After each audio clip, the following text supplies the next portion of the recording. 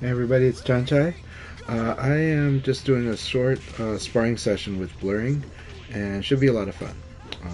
Let me see here. Let's edit the stream info. Set to Virtual Fighter. But yeah, it should be a great time. I always love sparring with Blurring. We don't do long sessions much, so this is always a good opportunity. And I was able to find some time on my Saturday. Usually Saturdays are tricky for me because family's available, and so usually that just means I'm going to be a bit busy with that. So let's see here. We'll put this on here, and he just invited me. So all right, so let's do this. Should be a really good session. So I hope he's streaming as well, and always welcome to do voice chat if he wants to. Blurring, if you want to do voice chat, you can call me up on Discord. It's probably the best way. Let's see here. Let's do this costume. It's good. Alright. So there's a lot of stuff I do want to work on in the Vanessa matchup, so this is always a great opportunity. And Blurring really executes on reads a lot lately. It's really scary. I love how strong he's become. And it's more focused. So I know there's a lot of things he's still working on, but at least he's executing on reads very heavily. I think expanding his move list would be a thing to do eventually. But let's see how he's done it.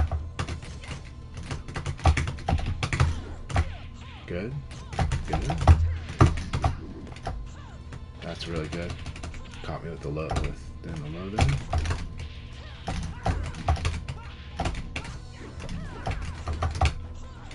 Very good.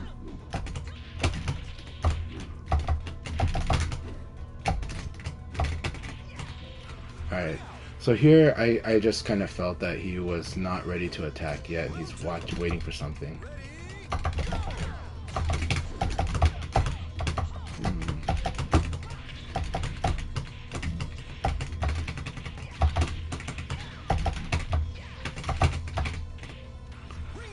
Alright. We made some good guesses on Okizeme here. Always really powerful. It's a hard state to get strong at. But he's doing good.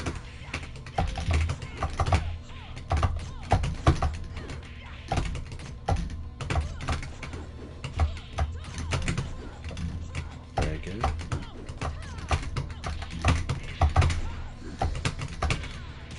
That was a good choice.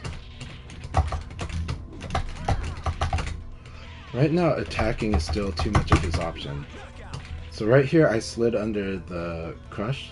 So this has just got a very temporary evasive property here. It's very short-lived, but I was able to get that just luckily to get through that. And then, but this usually will beat things at that range and that timing.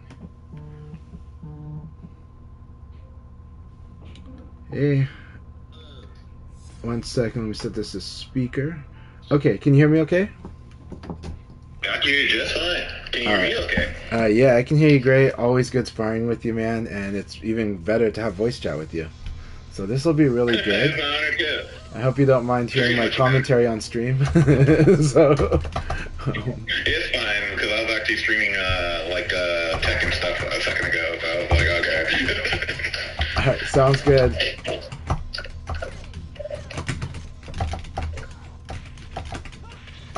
Ooh.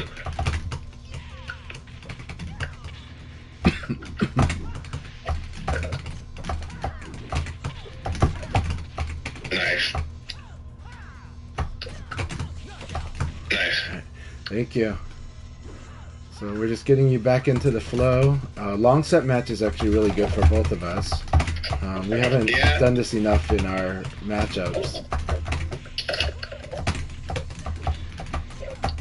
But I think you do remember that that I do have long set skills too. So Yeah, no.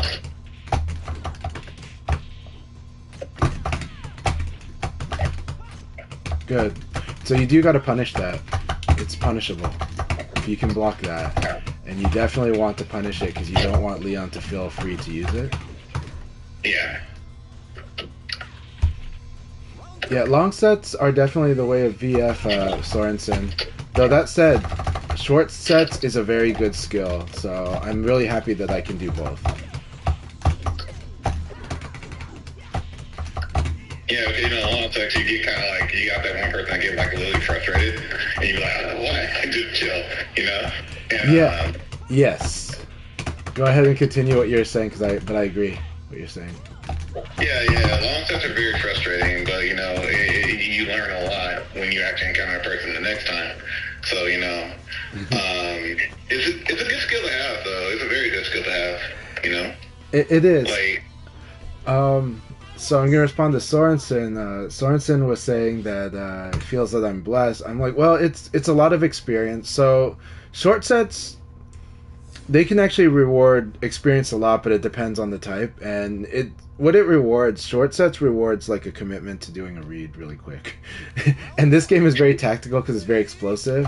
So this game actually kind of rewards that. But I did have to play very strategic though in previous VF games that had a much slower flow. Like they would do less. Like my character would do way less damage in those games. So I had to really develop reads very early. And this game, you don't have to do this much, but you can, and you have a tactical advantage if you can get a really quick read. And you can also get opportunity when you realize that your opponent is going to play a certain way. So sometimes I just make a very quick determination about it. The important thing for a long set is understanding that can change. The understanding that like your opponent is going to be adjusting to the game, so you can adjust with it, and so you got to do that in long set. So the long set, yes, you are able to have more time to build a read, but you also have to evolve with your opponent, and so there's like a lot of different skills that are being used in all of these forms. You gotta get used to your poking. This reminds me of something I gotta work on. Okay. Yeah, that's like very ominous. I know that's a very ominous sounding thing to hear in a long set battle. You gotta get used to your poking. Well, no, when I said, "Oh, this reminds me of something I need to work on in the matchup," so it's like, "Oh no, he's got another thing." It's like I do. I've got a lot of things that are on my list of things to work on against Vanessa. So squeezing them. Keep up with you, I don't think I'm the greatest sparring partner, but I'll try. You're a great sparring partner, but you'll but like the more we play stuff like the more that you play stuff like this with the other players too. Like you were playing with Nelly and with Rodnuts, right? And those are guys that always play long set battles. Just like Paul 68 KDMD also, right? He always wants to play long set battles. I think like for him, I don't think he likes playing short at all. But I usually do like a first to 3, or a first to 2, due to the fact that like that's kind of like tournament standard. Yeah. If something quick went down, or something fast went down, I could do critical thinking skills that way. Yes. And other than that, like freaking, I do them every now and then, but then too, like my patience begin to wane. So usually I'll be like, oh, let me do a first to 5 or something like that, which is kind of long too, like freaking, So I will tell you, as you get stronger and stronger with both the matchup and the character, and you're fleshing out the character more in terms of using more of the tools, then at some point you will want to start doing first to 50s. Not first to 50s, 50 games total. So I call it a 50 game gauntlet. It's not a first to anything. It's just that you're just committing to play 50 games. Doesn't matter what the win-loss is. But by doing that, like, you learn a lot of stuff about the matchup, and you start finding, like, you start building those skills where you're weaving into attacks. You're like, oh, they're doing this sequence, and I can attack in the middle of that sequence, That kind of stuff, like, builds when you do the 50 games, like, committed. And you just don't care about the win or loss, just keep playing it because it gives you so much room to work on those very specific things, But those things, for you, I still think you can work on those things, but I think it's more important for you to, in the long run, not right away, but in the long run, expand your move list more. Because Vanessa has so many freaking tools. Like she has so many good moves. I kind of restricted to what I know that works. Right. And I understand that's a bad thing, but like sometimes it's not usually stunted from. It's not a bad thing. It's not a bad thing. It's just a limitation, but it's not like the end of the world because you can totally there's going to be core competencies, things that you're very good at and you should do, and your main strategy. So refining that is never bad, but it will give you a little bit more tactical and strategic flexibility as you expand. But again, those things though, the thing about those things, and so right now, because you're in the learning phase, you're still in that 20% effort for the 80%, like 20% work. Let's not say effort. 20% workload for the 80% gains. You're still working on that, right? That's your main strategy. That's like your main way of playing. Okay? But VF has very much got that 80% work for that last 20% that you're squeezing out, you know?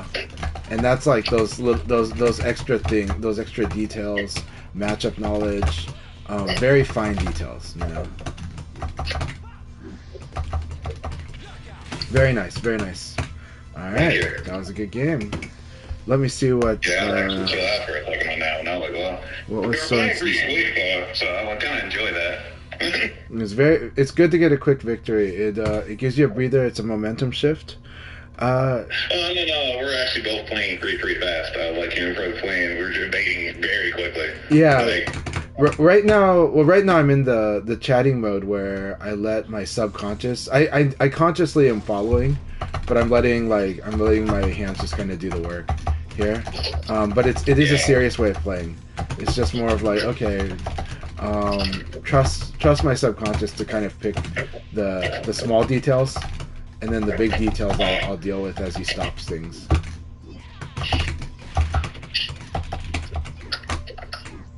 Ooh, don't forget about that. Yeah, this is the Chanchai Vortex. The last message that was sent, can you send it again in the Twitch chat? I totally missed that message.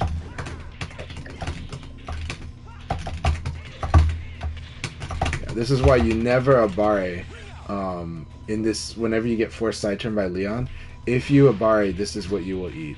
And even when you try Sabaki it, I'm doing an attack that generally doesn't have a Sabaki, because I use the two-handed attack. So two-handed attacks generally are good anti-Sabaki, because generally I don't think there is a Sabaki that can deal with two-handed attacks. The only thing I think that can deal with it is Aoi's reversal. I think that's literally the only thing. Like, she can't do Tenchi stance, that won't work. She has to do a direct reversal. I think Pai still gets hit with these. I could be wrong. It might be Pai and Aoi are the only ones who can do a reversal on two-handed attacks. But Akira's reversal will not cover a two-handed attack. So like that's good to know, because I think Vanessa's like, she has like a thing where she like hammers down with two hands. I think that's like a two-handed attack. Oh, you mean two people? Okay. Yep. Now this one you do have to always tech roll. If you don't tech roll, I will have a huge conversion without much effort. Yeah, I'm more so worried about the 1K. Yeah. Because I like that. Like, it's literally kind of tough for me to see there. It is.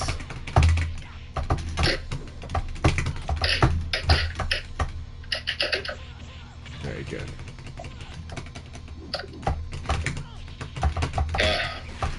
Box the grab.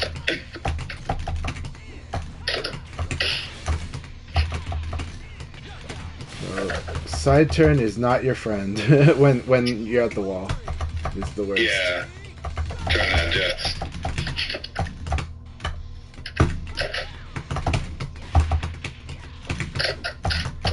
Good. Good.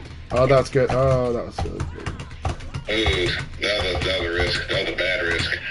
Yeah. So that is the hard part about doing something like, especially, yeah, that, because if you get evade, it's just too dangerous. I actually doing 60K, and I actually bought 60 kg, and I was like, that's been happening a lot, because I'm not putting a lot of, like, push into the 60 kg, and I'm like, okay, I did it wrong. That's something that, like, I kind of notice, like, if I don't put, like, a lot of force into the 6'6", it'll be like, you didn't do it. I'm like, oh, no. Yeah. But playing on stick is pretty fun. I love it. I'm glad you're enjoying playing on stick. I really love the way this game feels on stick, so. But are you using knee lever again, still? Yeah, I'm still using knee. I see. Cool. It's a good lever. With some gravity buttons. Oh, nice. I like the gravity buttons. I love the way they look, and I do like their dampened sound profile. So. Yeah.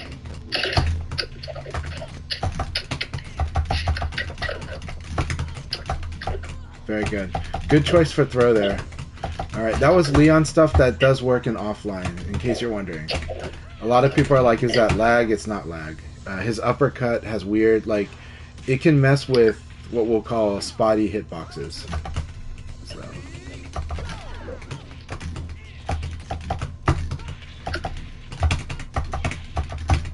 Oh, crap, I'm sitting wrong. Alright, I think I am sitting wrong. I can't see your back.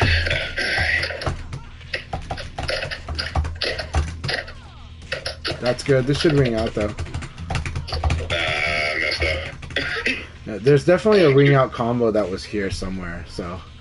But, yeah, no stress. Like, I've been trying to learn them, and it's kind of hard, because, like, one of them was like, okay, you have to do intruder, and cancel intruder, and you have to do it clean, and that's been the toughest thing for me. I see. That was an awesome back throw.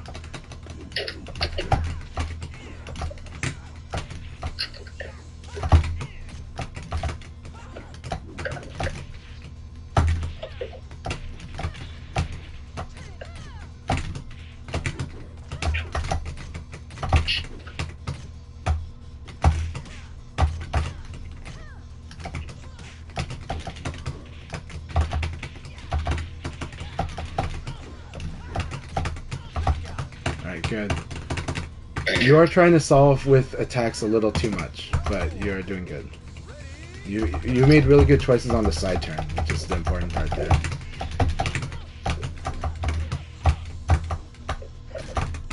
I gotta finish that. Yeah.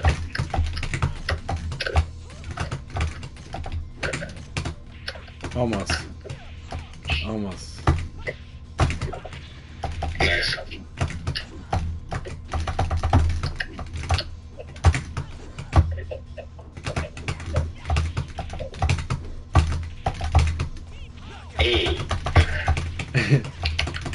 I was trying to defuse that wall, that ring out situation. I think you did a good job on that part, but the hard part was you were stuck in defense mode. Yeah, you were stuck in waiting mode, so that was the only hard part. And then we were wrung out. It's okay. You're doing well. Just keep hanging in there, and you're seeing more stuff bit by bit. You know. Yeah. But and this game's a lot more fun when you play with the relax mode, right? So. Yeah, it is because usually because I used to worry about winning and losing a lot, and that used to get me into like a bad shape when I used to play, and it's kind of hard to relax, and in fighters in general, it's kind of hard to relax and be like, okay, just relax, it's just sparring, Yeah. Don't have to worry about the wins and losses, But the hard part with that. The hard part is if you get fueled on the hate, right? Fuel on the hate's fine, but it doesn't last long, right? It lasts. I mean, it lasts half an hour. That's long, but if you trigger that too early, that you burn out a little quick, and then because you're so determined, so you're using up a lot of energy. And then, but you're also narrowing your focus. And when you narrow your focus, the problem is you get tunnel vision very easily. And you start only looking at 3 or 5 solutions. and that's it. And sometimes that's what you need, but a lot of times if you're able to like learn how to relax while fighting, you can often end up just being flexible and finding a couple answers like every other second. You know. So, Yeah. all right, welcome back, Sorensen.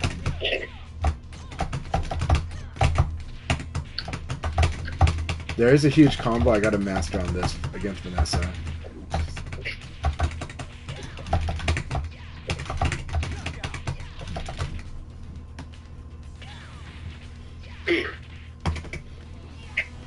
So I should have crossed dash into that like back turn. I think it was a back turn K. so I think it was a okay, but understand that back turn K is really fast. It's like 11. It's like an 11 frame kick. That's why it wins a lot. So, but you can low attack it. So you can crouch attack it. You can sabaki it. You can evade it if you can see. It's hard to see the stance on a back turn opponent, but if you see the stance, you can evade it.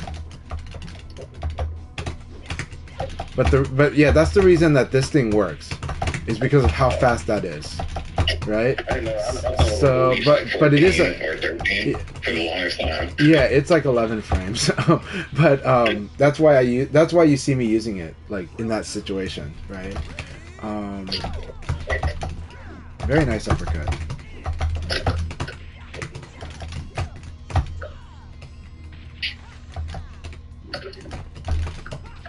Ooh, I didn't tune on that one, but you know.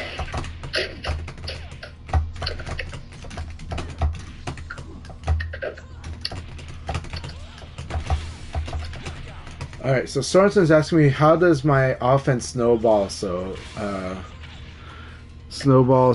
easily? That is Leon's strength, because the thing is there's a couple factors that go into that, right? Leon doesn't have much on normal hit. He does have stuff, but on normal hit he's got more pressure. To do big damage he's got to do counter hit. However, let's start with knocking down. When you knock an opponent down, Okizeme is a situation where you always have the advantage if you're the one doing the Okizeme.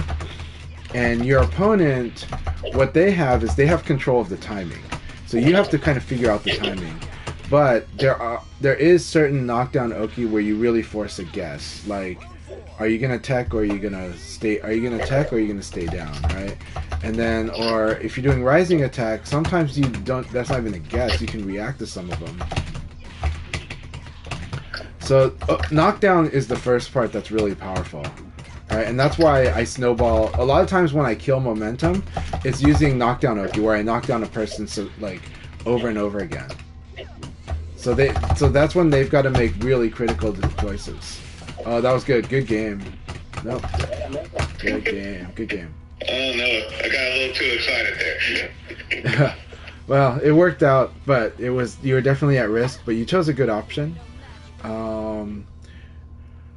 In the long term, you want to get the meaty timing down. I don't think that was a perfect meaty because it was a counter hit. If there's a counter hit, that's not a perfect meaty, right? Counter hit meant that I had room to hit an attack button, and so Leon can turn those around. So, but that's a hard meaty to do because that meaty was based on the wall. The wall was a factor, so it sped things up. So every character can snowball, but Leon has a lot of pressure, and once he gets some good successful things going, he's got like he definitely has momentum, and that momentum comes in the fact that like once you get somebody into like side turn, they're kind of in a lot of trouble. They're in a more guessing than they care to be in. I gotta get that technology out of me now.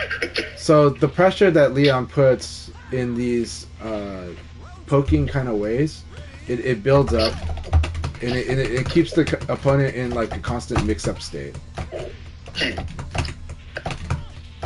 But that's also why just playing really good frame tight is strong against him, and throwing against him is actually surprisingly really good, because for him to knock you down when you're throwing, he has to do like now it's important against Leon. He has really good crushing ability. So the problem with crushing ability is that So crushing ability means like if you do high attacks, he can just he's got good lows, and which he has good crouching lows, right? And so those are good against high attacks. And he's got 8K, which hops over things, right? And so that means that low attacks are dangerous too. And if he thinks that you're doing too many highs, that's a problem. And you see my movement pattern here, how I do evade crouch dash, and then I also crouch dash in general. That's why whenever Blurring does do a high attack, I have a good chance at slipping under it, and then either I've got guaranteed attacks there, or I have a huge advantage there. So if he's not defending, he has a high chance of getting hit pretty good, but he also has a good chance of like, and for him to now Vanessa has tools because she's got like a really fast attack. She's got Sabaki attacks, like a lot of them on this stance. And so yeah, those are good, but those are also narrow options that have moderate reward. Hey Lethality, I'm so good to see you again. How are you doing, man? Thank you always for the support.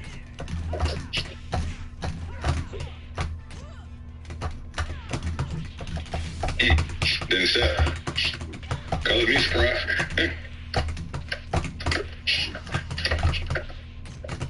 I was afraid. I don't know why. You should be afraid. You're in the corner. You should be afraid, but you should use that fear to make sure you're playing a tighter game and making very clear decisions on defense and offense. And it's true, like, don't do the big knee, but the reason for not doing the big knee is not because it's a big knee, but because it's an attack that will be evaded and punished. And that's what you don't want. You don't want to get evaded and punished at the wall against Leon. Right? And proceed to evade and punishment. Nice. So, in this game, the things that get evaded and punished are medium and slow attacks.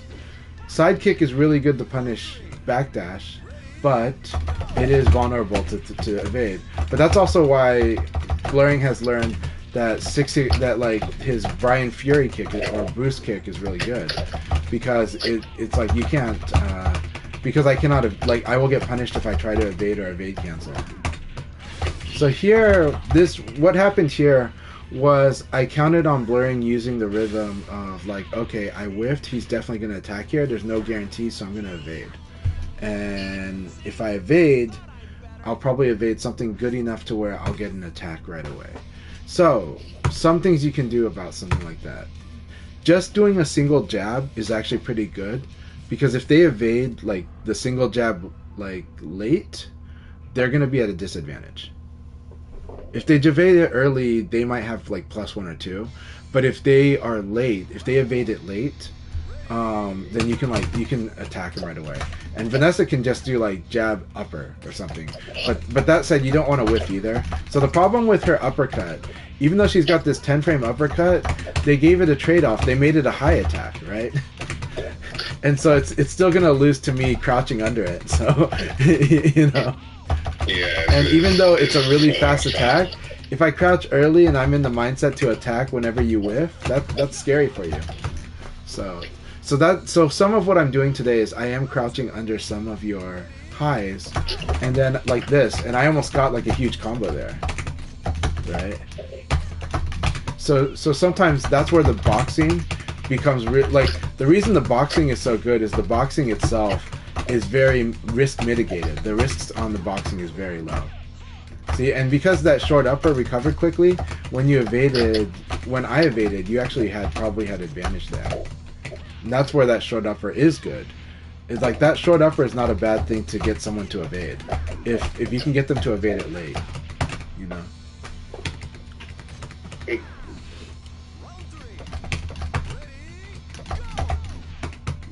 Good. So that was a good evade. You're seeing the stance a bit more.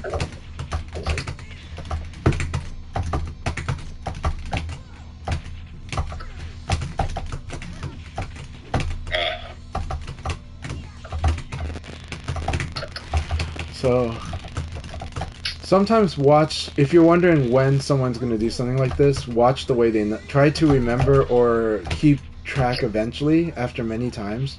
You start to try to keep track of what knockdown was that, because that's probably gonna be like when they're gonna do this thing, right? Especially in this game, it's the Okizeme option is very dependent on how the knockdown happened. So like when you rewatch the tape, that's what you can look for. Is how did they knock me down? What were the pressure that they put me under when they knocked me down? That was a good choice. Excellent choice. Alright, here we go. Thank you, thank you, thank you.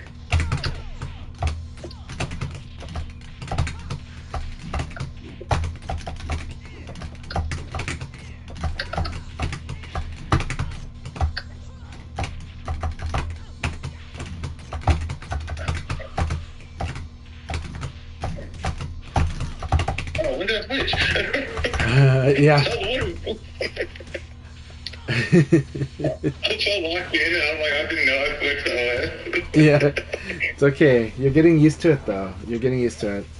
Right now, I'm giving you a lot of my swarming stuff. I think it's helping you see stuff. Yeah, I'm trying to keep up with it. Man, this phone is being annoying. Okay, there we go. What chat did I read? read? Here, so. So Sorensen asks, is it like Tekken where characters are weak to a certain side of evade? That is correct. However, the logic of evades are different than Tekken. Tekken, unless you're fighting Horong. With Tekken, it's a certain attack or a certain movement, if not majority to that side, you know? Right. Well, Tekken's got a few different logics, right? So one of the logics is which direction. In Tekken, it's based on the opponent's left or right side. VF, the characters are ambidextrous, so they're not left or right-handed, right? So what we're looking at is their backside, where Leon's skateboard is facing right now. His skateboard is facing in the up direction. Now it's in the down direction, right? And so you can switch stances in VF. And so in VF, it's based on front or back. So where is Leon's chest facing? Leon's chest is facing up. Now it's facing down, right? It's facing down. And so that's the direction that you have to determine is on the front or back of the attacker. Now, the cool thing about Tekken's way of doing it is that actually left and right's not hard to remember if you think about, oh, player 1 side it's this, player 2 side it's that, unless I fight Horong, right? Because Horong switches stances. But in VF, you really gotta watch. Like, you have to watch. But the easiest way to watch in this game, especially against Leon, is instead of thinking front and back, you can actually look at his front foot. If you look at his front foot corresponds with the back direction, right? Because the front foot is connected to his butt. Where is his butt facing? You know, so you just look at the front foot and you know that's the back. And basically, against Leon, evade to his front foot, because that's usually the better evade against him. And if you focus on that, it's a lot easier to see. So that's how evades work. But as you can see, just from the attacks, I can switch my stances.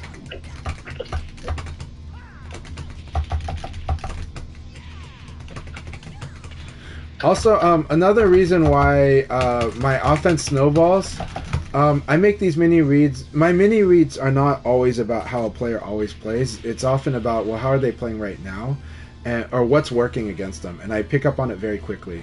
And I'm like, okay, right now this is what's working, and then I try to get a sense of when they're gonna have, like, they've had enough and they're gonna switch, right? And a lot of times people slow down a little bit before they switch. So like a lot of times they'll you'll pick up on, like, oh, he's slowing down a bit, he's trying to go for a big launcher, or sometimes he's gonna try to dash and throw here. So sometimes that's kind of what I pick up on. Sorry, I'm not much of a talker. My apologies. No problem. I'm talking to Sorensen, so that's why I'm giving detailed answers. But I also know that they're gonna help you as well. But the thing is that and then you have, like, general improvis. You know, when you play a game a lot, you have a better ability to improvise the situations. So I do a lot of improvising, and That said, there is a weakness to this, right? A weakness to this is that I could easily be conditioned if I'm not careful, if I'm not watching out for that. The opponent could like kind of sucker me into something, you know, because I'm responding to how they play, and they might learn that they have more control over the situation than they think, you know, if I'm not being mindful, if I'm not changing it up or like being aware that this is what's happening.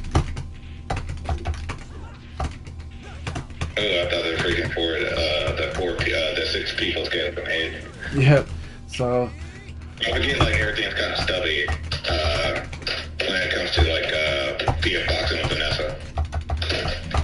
in this case, I got you from the side. Once I got the evade, I was able to hold side turn here and keep you in side turn, and I was able to get you with a few mean things that worked on side turn.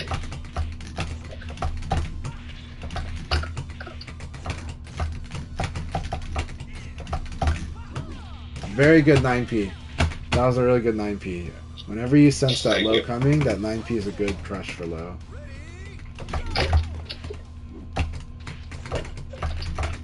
So see, this is where I used the jab into an elbow, because I knew I got you to evade.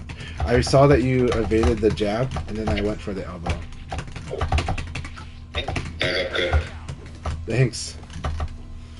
Is Vanessa defensive stance overall better than her offensive stance?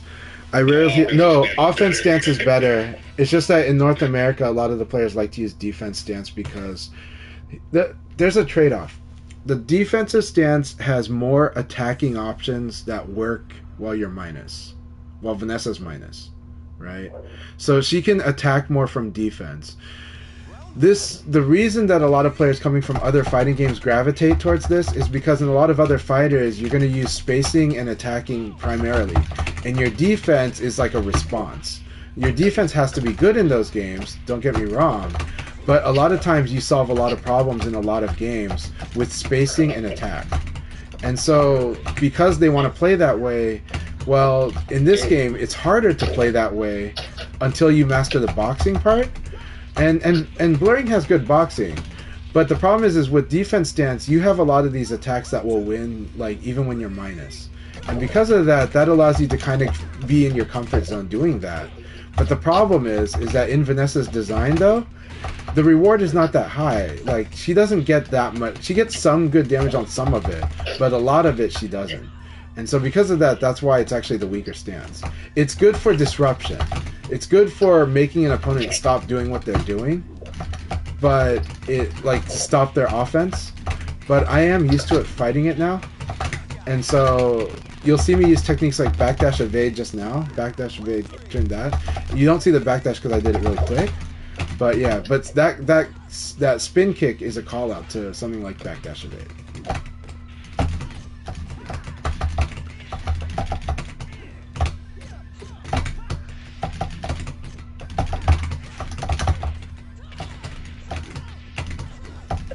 Sure. Very good. That was a good choice. This knee was an excellent choice right here. Yeah, Nellie's offense stance destroys me. Vanessa's offense stance has a lot of damage. Yeah. I mean, that's the golden standard right now for every Vanessa right now. Yeah. So Blurring, not Blurring, Sorensen, the reason that, so like, the other thing is that when this newer generation of Vanessa players are using her offense stance, they're kind of overusing her 9P. And the reason is because that's another attack you can use to kind of win even when you're minus, right? As long as you think they're doing a 2P, you can use that, right? And so they're using, I don't want to call them gimmicks because they're legitimate attacks and they're really good and they're using them in a good way. It's just that they're overly relying on them. Whereas the standard VF flow, you're wanting to pressure, you're wanting to win like an elbow situation, in which case you force a throw or a launcher, and you want to play more like the boxing, right? Because that boxing is going to save you no matter which character you're playing. That boxing will save you whenever things get tough, and then as you get hard reads, you can do the other stuff. But it can feel hard to do this. That was good. That was too much of a trying to crush me.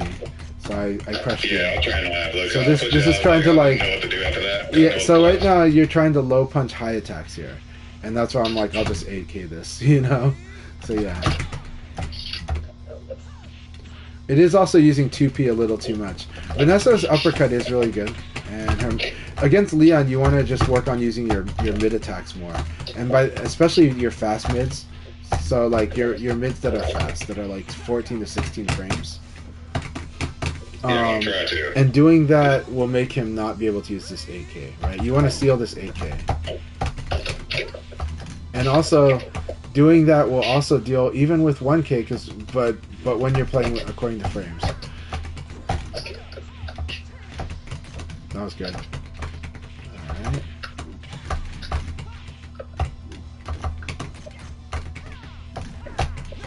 Very good.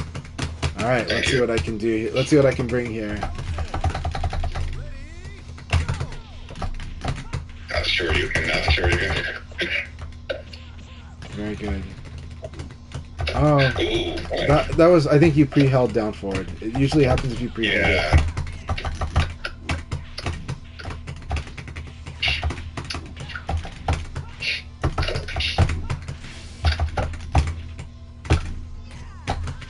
That was good. Good game. Good. So you calmed yourself, and you were like, "This is what he'll probably do. I'm gonna defend, and if it's slow enough, I'll defend the other way."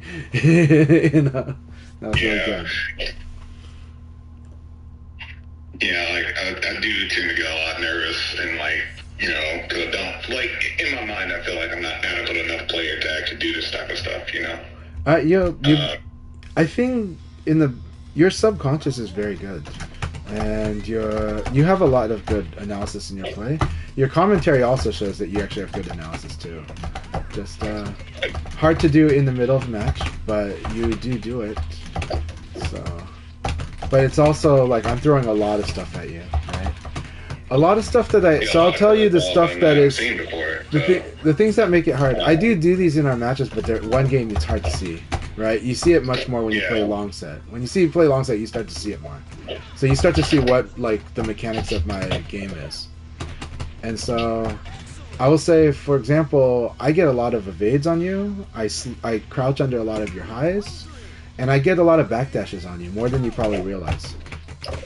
I'm not doing them all the time, so it's harder to see. But like right here, right? But you held your ground. So if you held your ground, I probably won't use it as much for a while. But I'll use it again at some point. If I see you like counter poking a lot, then I probably will. Right?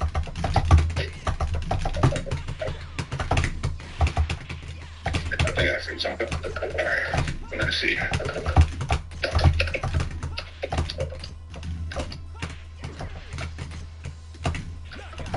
And then here, this is the delayed 8K has been your nemesis all day. Just delaying it. It's kind of a little subtle. It is. Well, like there's a trick to it too. Like this is one, right? So what I did there, low punch, backdash, 8KK, right? But usually I won't do the 8KK. Usually I'll do K and then watch to see if I think it's gonna hit. But it hits a lot, but this is a Vanessa's weakness. One of Vanessa's weakness is the range. So backdash is actually very good against her.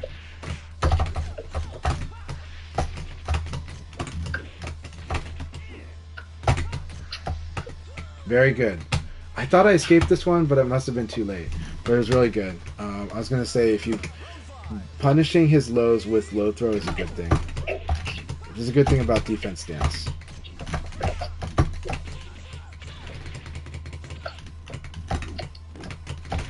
Ooh, I should have did something sinister.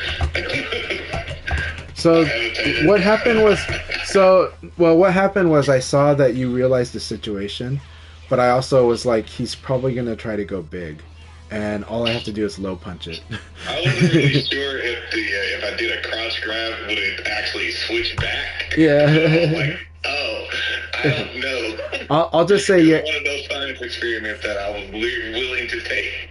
I'll say that when in doubt, though, a fast mid is usually a good answer. So. Sure.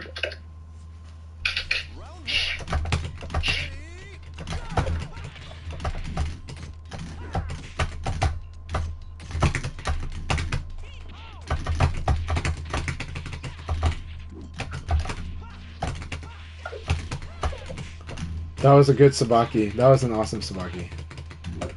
Thank you. That was a good choice to attack right away. If it was late, you would have been dead. I'm trying not to die. Doing very good. This was an excellent sidekick that was at the right time. Yeah, they stopped a little bit.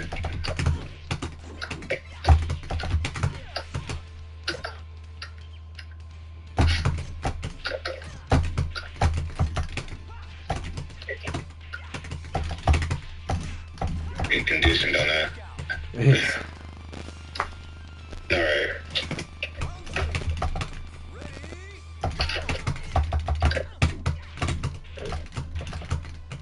That is my nemesis. So this, actually this thing, there is an answer though. So if Leon doesn't hit with 4-4K, he's in trouble. So you need to know he's in trouble, and what you want to do is you want to try to duck and punish if he does the punch follow-up. See this? You want to punish, so I'm doing this on purpose so you can see it. So it doesn't show. Okay, but you understand. If he misses with this, you want to punish this. You want to duck and punish that. Okay? So 4-4K blocks, duck. And then wait for him to do the punch and punish it. Yeah, just like that. Okay? And then exactly. That's actually a really good one. If you master that, it's really good. Yeah. So now you know, and that leads to like a 45% life combo, I think. So yeah. So 4-4K should be punished if it should be punished if it doesn't hit you. Okay? And you can crouch dash. When I say duck, I'm also saying you can crouch dash. That gets you closer, right? So even when you just see the 4-4K, you can crouch dash right away. He can't do much about you crouch dashing. Now he could eventually do this if he had time. He could eventually do this if he had time, but you can just wait to see if he does. You can wait to see if he does this follow up, and then you can just punish that, or you can just go ahead and just do a low attack right away. But you got to be crouching, and Vanessa doesn't have many good ones of those. So the one thing that sucks about Vanessa is not having that many good crouching attacks. But she does have good ways to punish with high. She just has to crouch dash to do it. And so the one that you did is a good one, right? She would crouch under the high, and then she will do like the high elbow, you know. So and that's like, I think that's a good use. That's the best use of that high elbow. But that high elbow does so much damage. Yeah. And so when you start to develop that skill, that'll become like a reflex off of your crouch dash or ECD. You know, it's an easy one to do. It's 3-2-3 P plus K. Right. So it's like, and you just have to hold the 3, yeah, and then boom, and on stick it feels really good. So you know, it's like that sequence feels really good on stick. So when people tell me that they think her high elbow is underwhelming, I'm like, I get that, because if you're trying to use it as a mix-up tool, but if you do it as a whiff punish, it's a very scary move. Yeah, it's a very good whiff punish, and it's like it's a 17 punish, I believe, too. Yeah, it's like so like it's something that like when you get that call, I'll say it's a call out more so than anything. Yeah, well, it's exactly like a while standing attack in Tekken, right? Even though the way to do it in VF is more like a Mishima wave dashing. You know?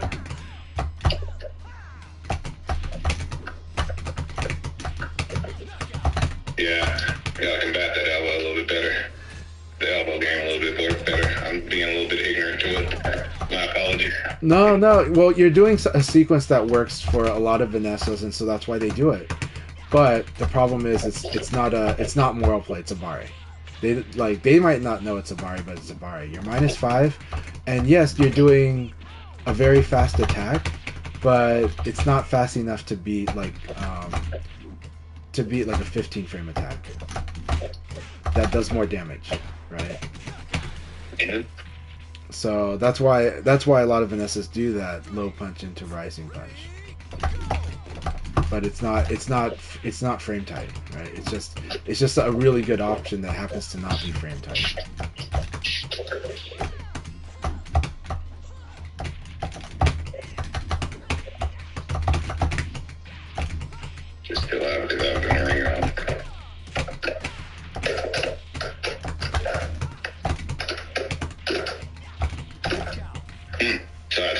Yeah, so this purple hit guarantees the PKP. That PKP leaves you at like maybe even -5 on Siphon, I can't remember. But it leaves, normally, yeah, it's probably about that. And so you got to be wary of the offense here.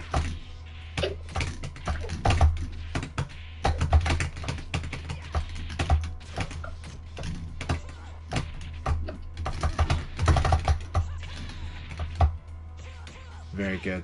And this is always a good option. I was late. Yeah. So here's the thing. I purposely did a very, very slow way of getting up. So again, that's a clever play then. the person that does the okizeme has all the advantage, but the person waking up gets to mess with the timing. Nice. And because you have invincibility state until you're not invincible when you wake up, that's pretty powerful, right? So.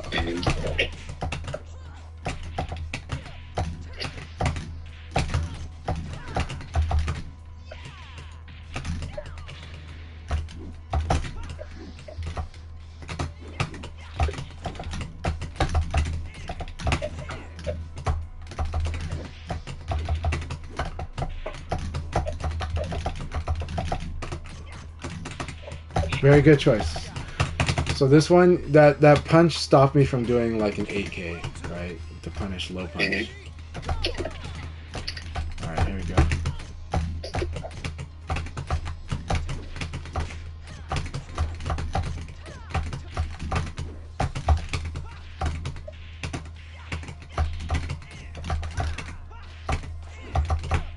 Very good. That was excellent. Evaded very well and punished. Low throw is bad here, unless low throw is guaranteed. So 2K. Leon's 2K ignores EX high. Yeah. So yeah. I wasn't sure if the 6K would have hit in that situation. I was like, okay, I was thinking about it all, and now let's just default to KK. Because he is kind of slippery. Yep. Very good.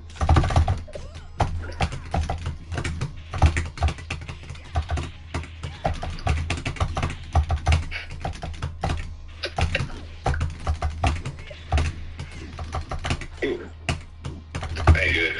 Very good. Good patience, good waiting.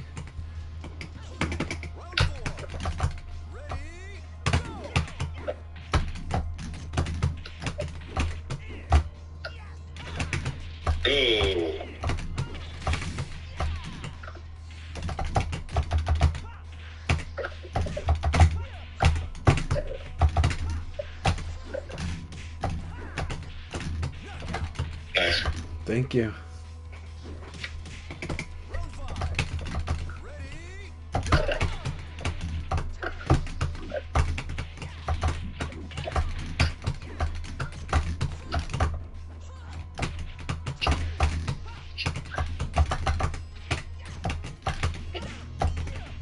Very good choice. Very good choice. Just a solid mid is good. Like, the solid mid is pretty safe to do as an okizeme, so you can always do that, and it's really hard for that to be beat. And it's also not really punishable in that sense. I mean, yeah, you'll be in Nitaku, but it's fine.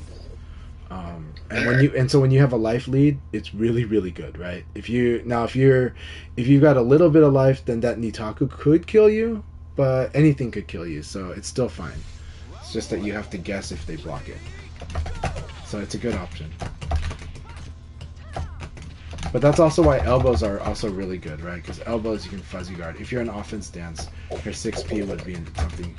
And so one of her uppercuts is also really good.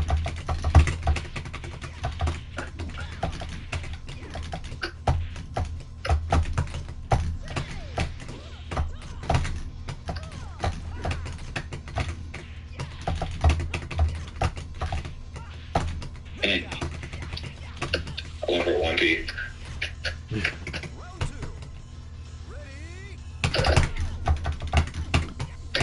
Very good. This is always a good choice there. Yeah, I just figured out a couple rounds ago that I could do that.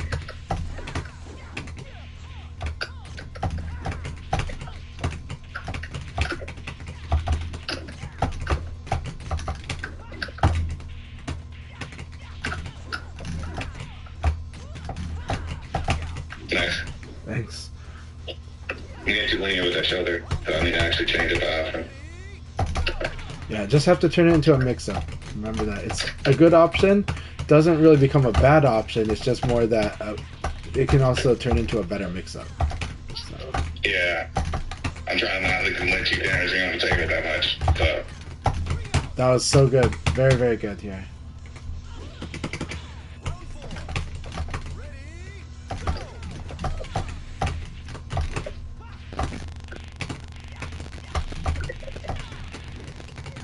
Why?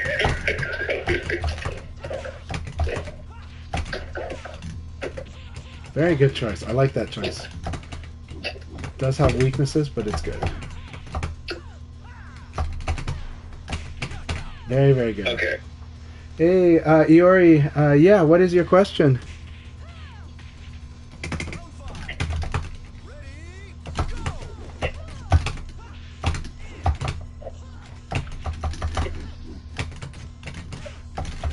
They're spread out over a bunch of characters and models, so it's just that they're not like, it's not like all the items can be used on the same character or even the same costume of the character, and so that's where they're spread out. It's not the best, but it's what it is.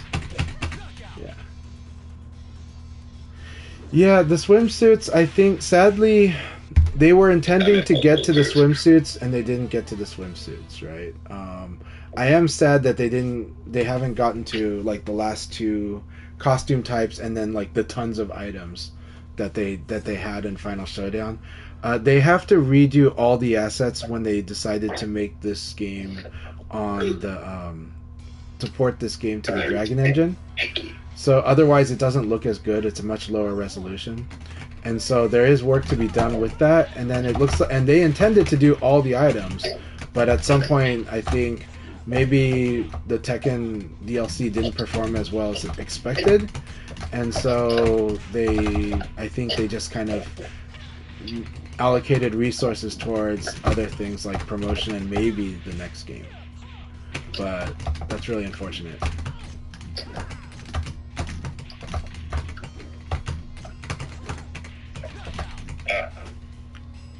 Stay on the ground. Yeah, the Yakuza DLC is awesome. It is, and as a whole, the costumes that do exist are fine, but it's sad that they're not as good as what we had. That Final Showdown had so many good customization options, and they just look so gorgeous. Especially, like, yeah, the swimsuit ones, especially. And then, you know, suddenly a lot of characters had Dragon Ball suits, you know? So it was just, I liked the DLC in Final Showdown. Oh, that's beautiful. That was so cool. Thank you. Yeah, so you know how it is on PS3, you know how it is on Final Showdown, and I understand. I feel your pain, Iori. I feel your pain.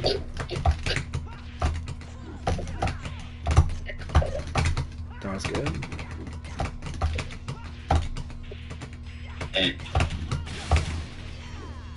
It's evil that he can do that, right? Does anyone want to play with me? I would love to. Feel free to add me on PlayStation Network. And I won't be able to play as much today, but I am keeping a track of... I am trying to network more players together so that they have more sparring partners at all levels of play. So I will definitely try to network you, and I will also be happy to play with you sometime when it works. Awesome. Those are all good games. All very good games. I'm smelling the soul for that one.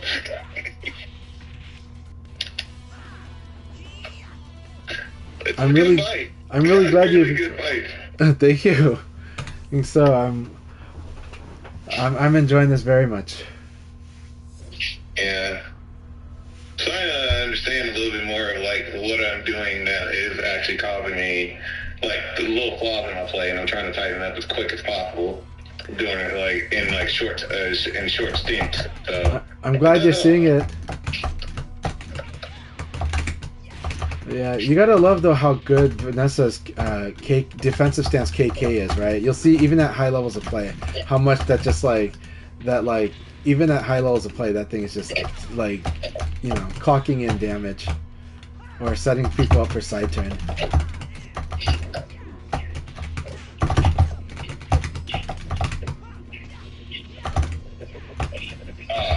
Quick enough. You'll get that stagger break.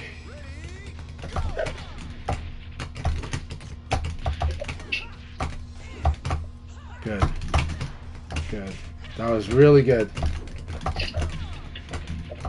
I remember, like, a note about, like, if I'm gonna, like, want to throw a lane to 5 throw break, there's certain options I have to do to get combo. I think force people K is one of those options if they try to take a turn back. I remember, like, it was a whole, I think, guide on VF.com.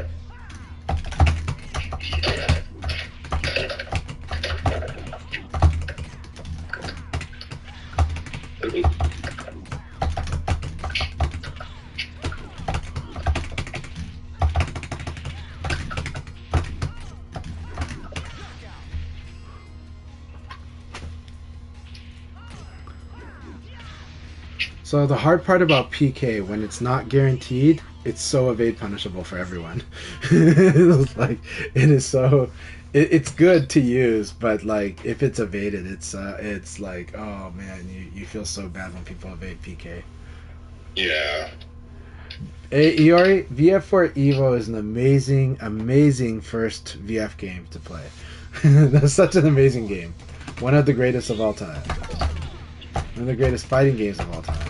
I also think this game, and we're talking about Final Showdown and Ultimate Showdown, I do think Final Showdown is one of the best VFs of all time too. But I think VF4 Evo, VF4 Final Tune, definitely both are in that, and 3TB is also in that in my view.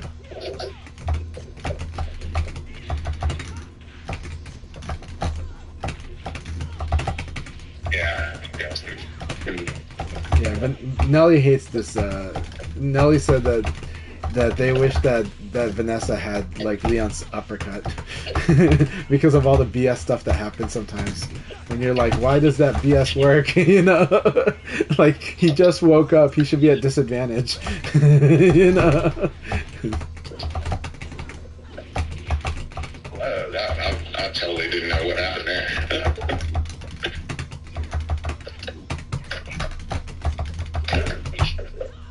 Oh, that was nice. I like that.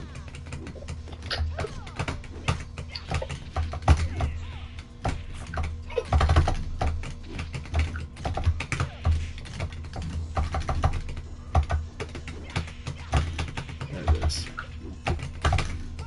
Oh, if you responded to this, I would have lost.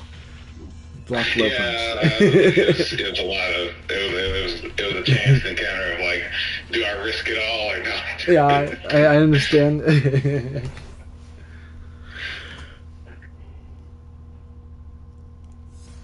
It would be nice if Dural was playable here. I am really surprised that they did not unlock Dural. I wonder if they intended for Dural to be unlockable like in like the final DLC. I have a feeling that that's something like that. Yeah,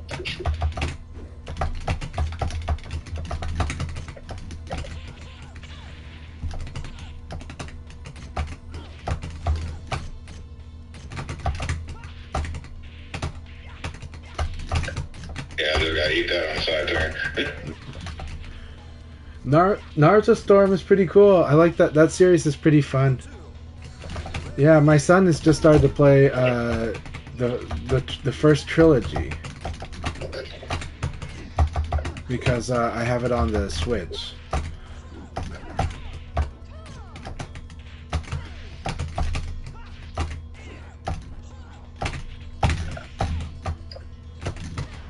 There you go. There you go. That was good. Clash of Ninja's good. I think I played that on GameCube, right? If I recall. Oh yeah. I remember playing 3, but I don't want to remember. I think the funniest tweet that I saw recently was somebody said like somebody was saying, "Don't you all act like My Hero Academia was not the moment when like anime went mainstream, and I'm just like, I just replied that like that I know I'm old when I've seen like with how many times I've seen the same behavior over so many generations now. Right? Because it's like I'm pretty sure that hearing that like the Naruto generation would disagree, and then like the Toonami Dragon Ball Z generation would disagree. So, and then even the Ranma crowd would disagree. I'm just too old because I've been around all of them. I never had a chance to see them. It's good. But like I'm just so old that I remember all these generations because I got into Dragon Ball in 1988 when I went to Thailand and my cousins got me into it. So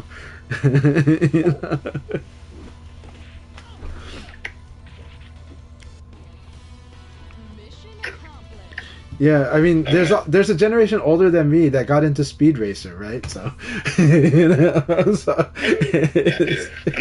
and then there's Robotech. That is my generation, which is Macross reformatted, and merged with other series. So, wow. Yeah. I always wondered why. I liked Robotech, and I never knew. Yeah, it's Macross, but then what they did was there's a crazy licensing agreement, and there were crazy rules because Macross, the license holders for the toys in Japan had very strict rules for the toys, and they had done they made a deal with a different company for the toys, for the rights for the toys. So because of that, Harmony Gold, who had the rights to the Macross series, ended up just recreating it as Robotech. And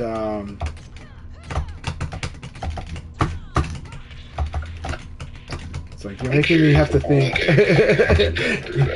And when you hear me slow down on talking, you know that you force me to think a lot, so or to switch gears. I'm like, I have to change gears. So I have to change too.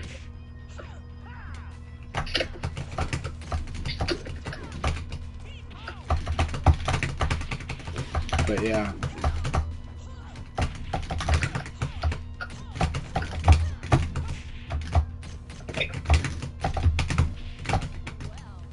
So good.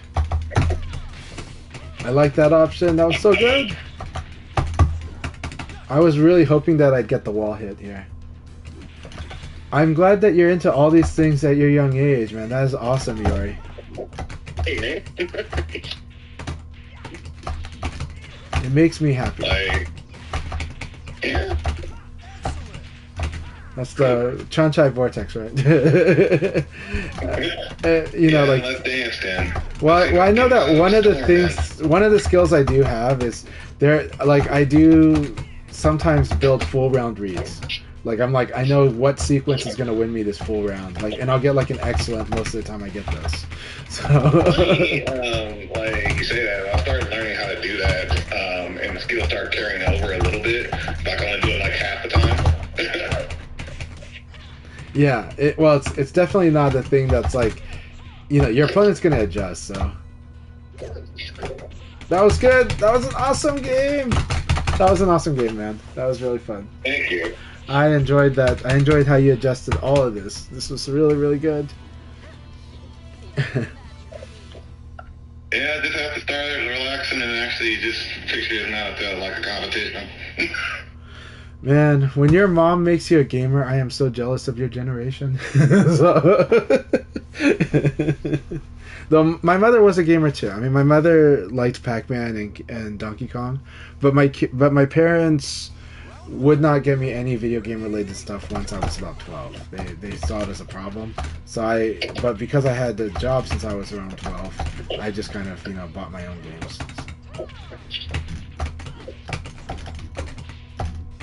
That was good using the 2 punches.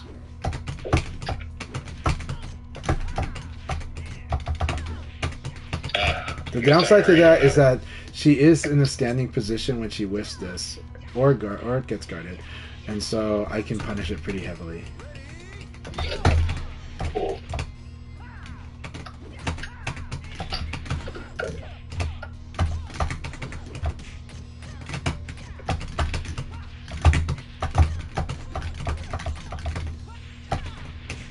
Good.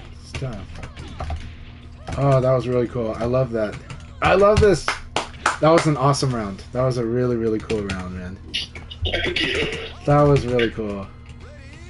I'm just playing freely. Yeah. Just keep doing that. It's good. There you go. See, that's a guaranteed low throw. Yeah,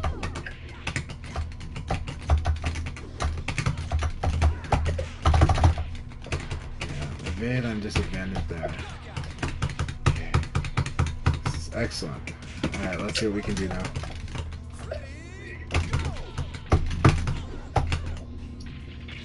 Good throw. Okay.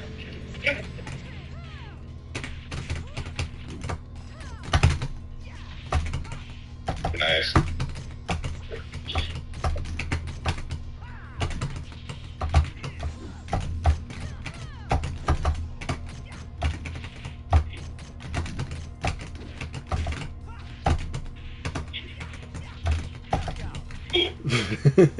The sidechain game got you. Yeah.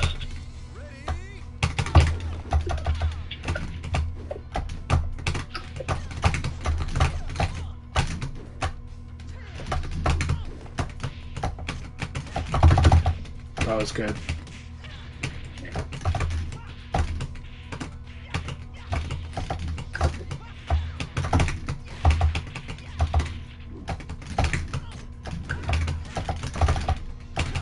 That was really good. Forgot this uppercut's really fast. So uppercut, uppercut, like low punch into uppercut will punish evade, right? Evade attack. It punished me for attacking from the evade because that situation I put myself at a big disadvantage. But not really. I put myself at a small one, but your uppercut's fast, so it changes the situation. It's really good. So it's like doesn't work on block, but it works there. So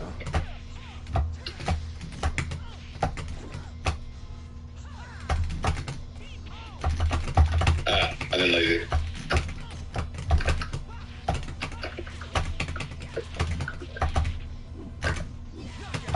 Nice. Thanks.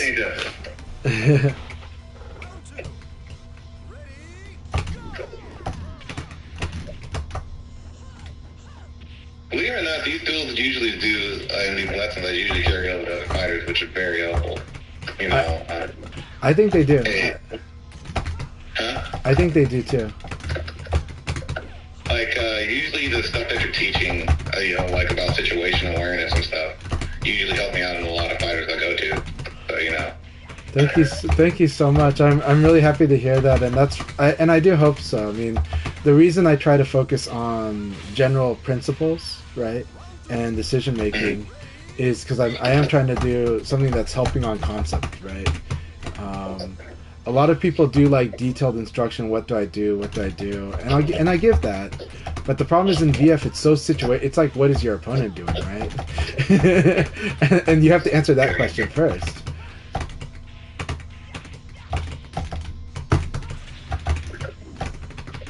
Sure, good side turn there.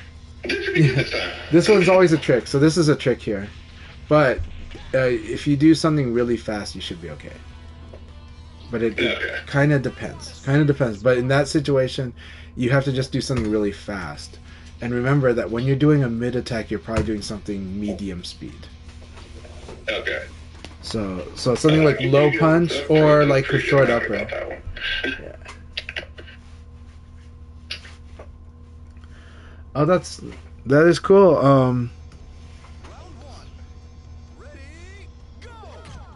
I'm not sure if when I'm streaming I don't see some of the requests, some of the notifications I don't see, but I will see them when I'm done streaming. So I will definitely add you. Yep, that's true. Yes, my picture is Leon.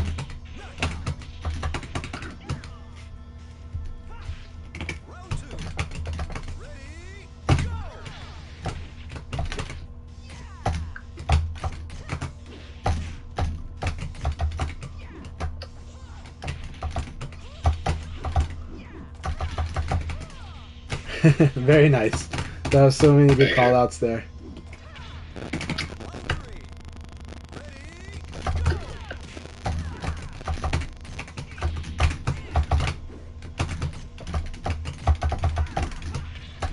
Thanks.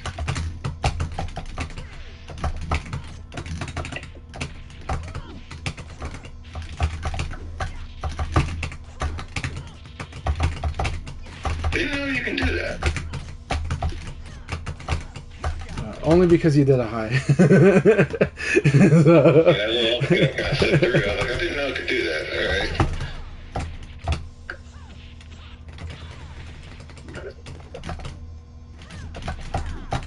Man, that is awesome, Iori. I appreciate you. Please do keep sharing your experiences. It's really good to know that. I do think one of the players in Portland, R Panda, says that VF seems like a game that works with many people across different spectrums. So I don't know how true that is, but I do think it's very helpful no matter what spectrum you are, because I think this game keeps you in constant mental activity. It does. It really does. Like that's also the addictive nature of the game. I think is the dopamine rush, because you're just making all these tiny decisions, you know, and so you get these little rewards, and you're just like, oh, like that's just like another hit of dopamine, you know.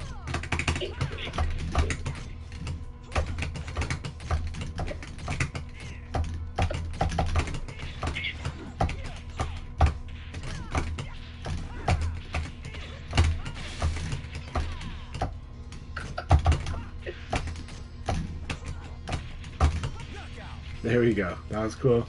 The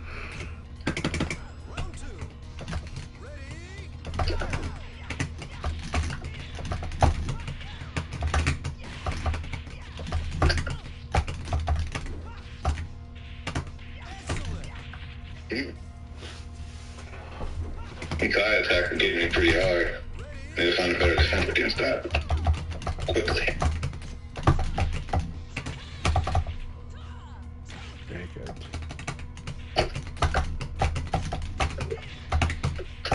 On KG. Dang it. Yeah, that's on KG again. So what's going on there?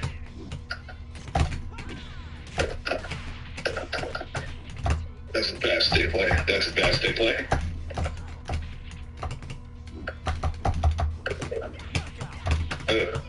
Yeah, this PK is very scary against backdashing.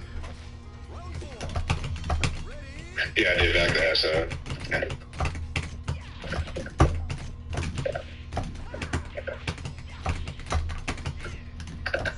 Very good.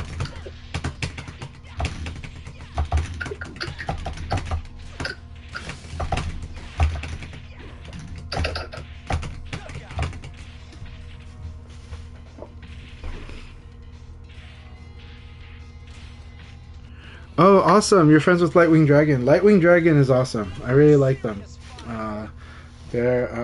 They've always been very supportive and friendly, and we both love the Panzer Dragoon series a lot. That series is so amazing. Oh, yeah. I totally forgot about that one. I think Panzer Dragoons Y is is one of those games where it's an amazing gem on the Saturn and underrated. And it's not that it's underrated, it's just maybe just not enough people have played it, but it's such a good game. Everyone knows about Saga because Saga is the one that fetches a high price. It's the most rare one, the US one, and Saga is amazing, and it's an RPG, but Panzer Dragoons Y is such a good game.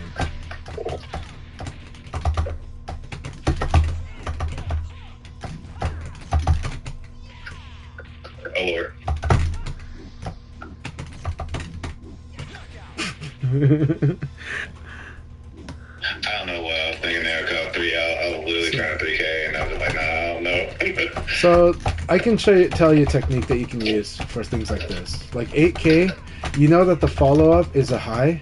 However, the scary part is that they can just do 8K over and over again. You can just crouch dash after it and defend and try to punish if they do like the high. You know, so you can like crouch dash into like a guard. You know. right? You're at advantage, so you're not worried about not being able to block the mid. So it's just one of those things where you can just duck and then standing guard, or you can just crouch dash, like this, and then just try to punish the. So this is why. So the reason low throws are not so good when they're not guaranteed is because it's really easy to accidentally beat a low throw. In this case, I beat your low throw simply by doing ECD, because the evade cancel stood me up instantly.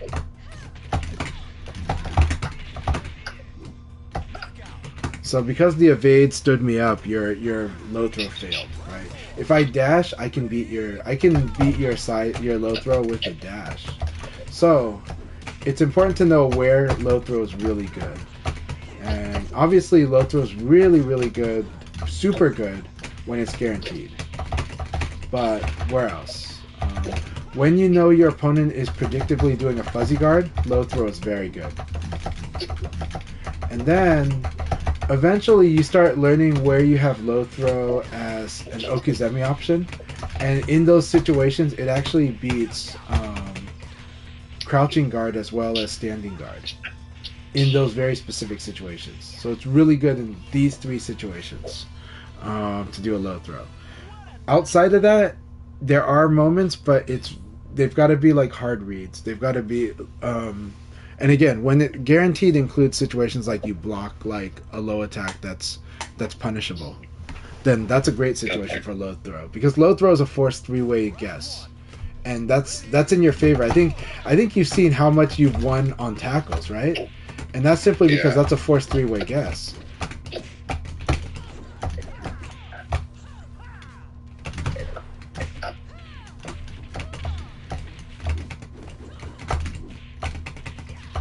Okay, how deceptively long that move is.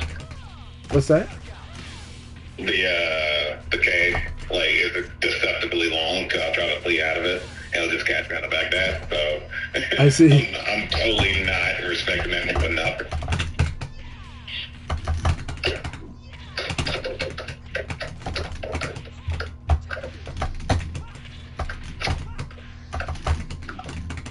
Nice. Thank you.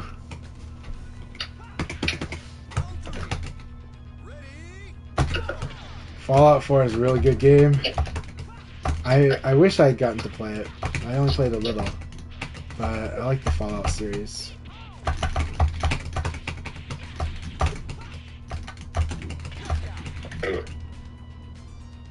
Excellent. I'll try to follow you on Twitch.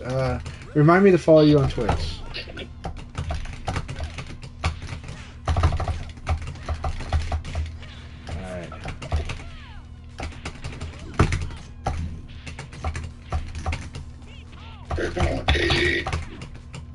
I'm not hitting that right. And I'm not hitting that right.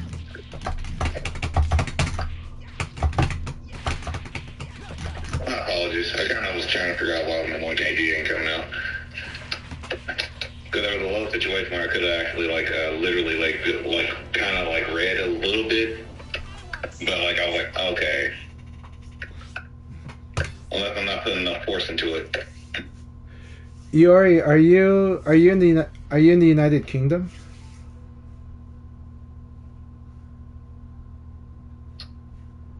Okay, just checking. Round one. Ready, go.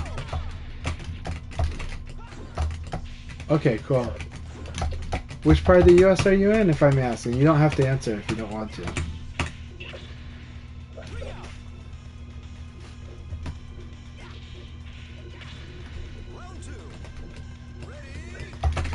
Okay, awesome. Okay, so near Illinois, but not in Illinois. Gotcha. Oh, Indiana. Very cool.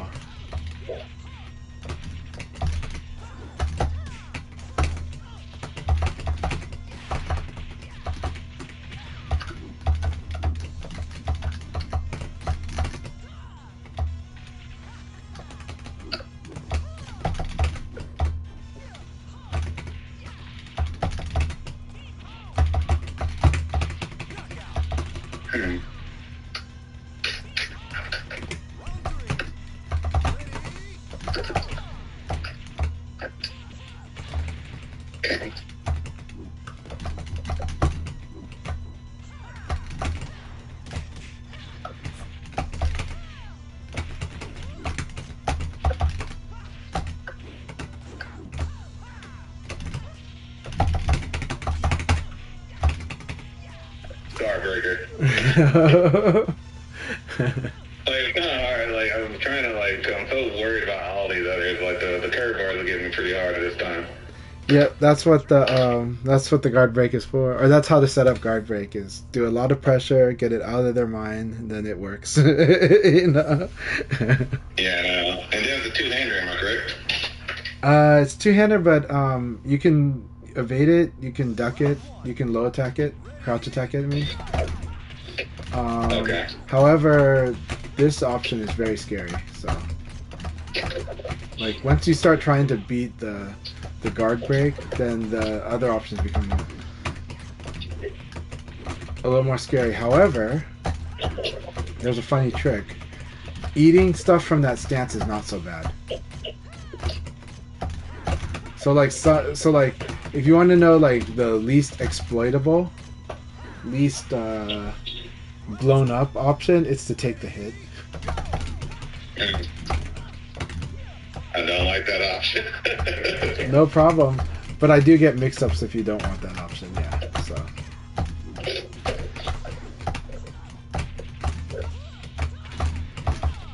Oh, I thought I blocked. Okay. Very good, very good. Thank you.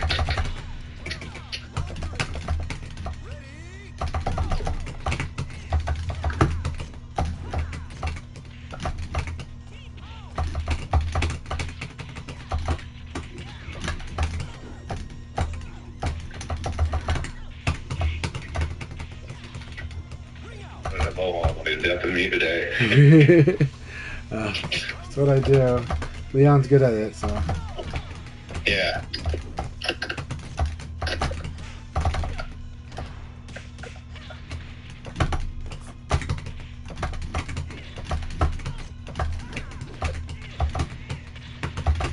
Inside attack is just literally just tearing me up because I keep thinking I can defend like there, and I know I can't. Yeah. Nice. And that's the only thing that throws me off because usually, like in other games, if it's a side attack, I can still defend. Right. Specifically, like Soul Calibur, I could defend and it throw me off sometimes. Yep. But in this one, you're at such a huge disadvantage. It's guaranteed. So. Yeah. But if it counter hits, it's also crumple. But but this thing, if you're at enough of a disadvantage, like egregiously so, then it crumples. So.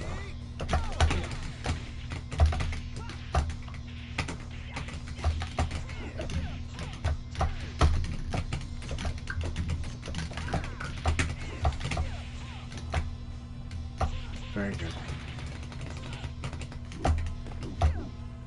Ooh, that box.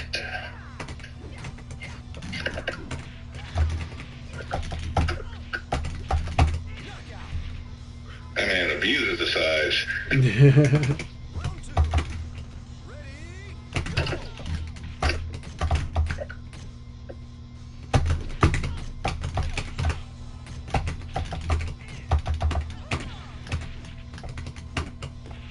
Hey, Avocado Meat TV, it's so good to see you. Oh, awesome. Which one? And how was... Okay, first of all, how was your experience? How was your experience at the tournament? I'm so glad that you're going to tournaments. How was the experience when you went?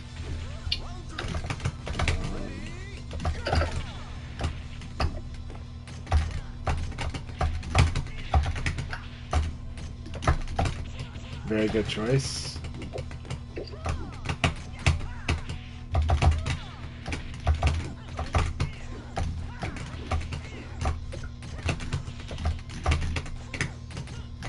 Other than that,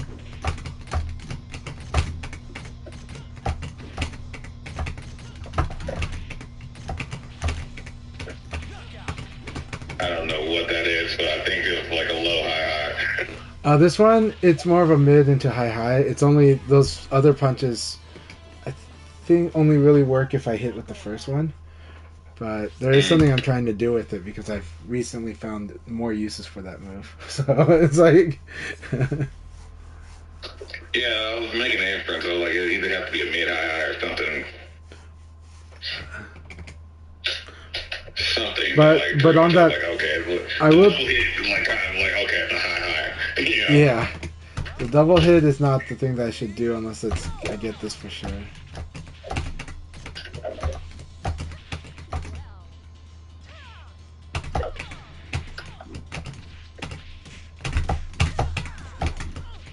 Okay.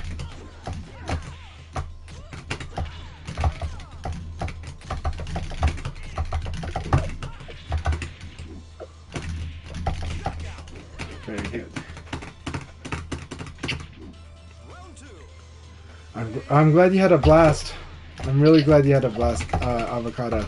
It's I'm glad you've got the bug because they're just such fun events, and you realize everyone, you know, community is great, and people are having fun, and the game is fun, right? So it's like it's just so good.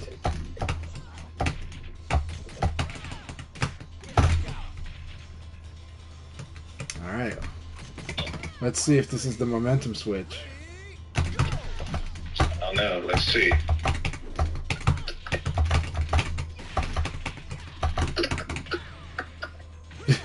Is it like that's just a tough situation to get out of? It is. This was a forced one, yeah. That's like Leon's uppercut doing its thing again. You're like, I can't believe it goes underneath that kick, right? So that was awesome. That was an awesome fuzzy crouch dash call out.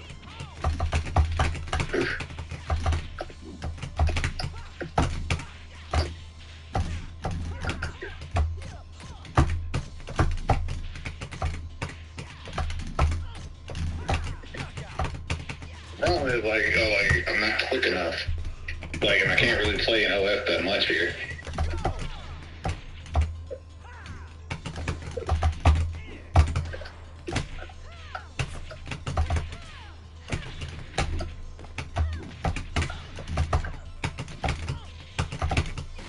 I thought you were going to set, but not going to lie.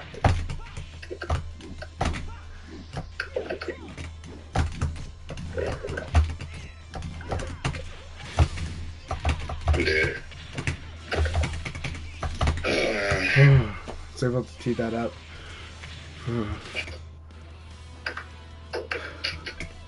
This Like, I was so worried about other stuff. It's just very frustrating. the taco stages video. Which I kind of just, it annoys me a little bit. I'm not going to lie. Like, because I don't have a defensive option against that. It's just like I'm going to take free damage, and that kind of bugs me. I don't know why it does. It just does. I understand.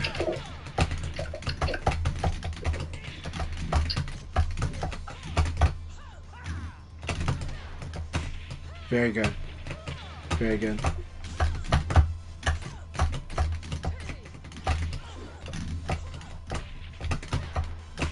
That was excellent. Really good use of the move list there. I'm gonna try working on these.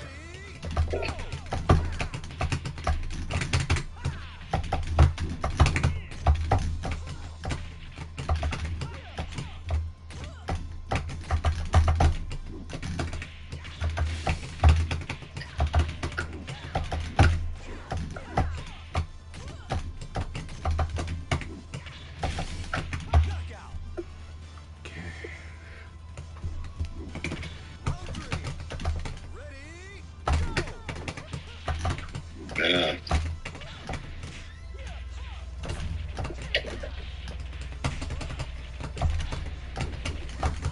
I'm not close enough.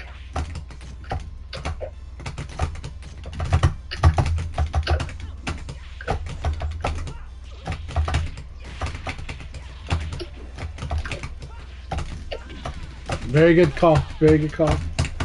I'll show you the alternative now. Maybe, maybe not. I'll do the same thing.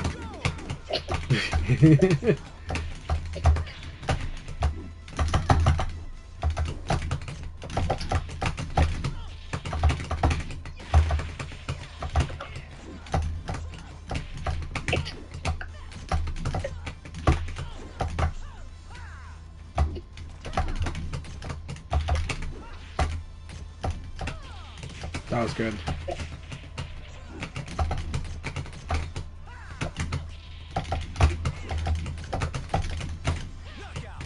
Very good one. Good game. That was so much fun.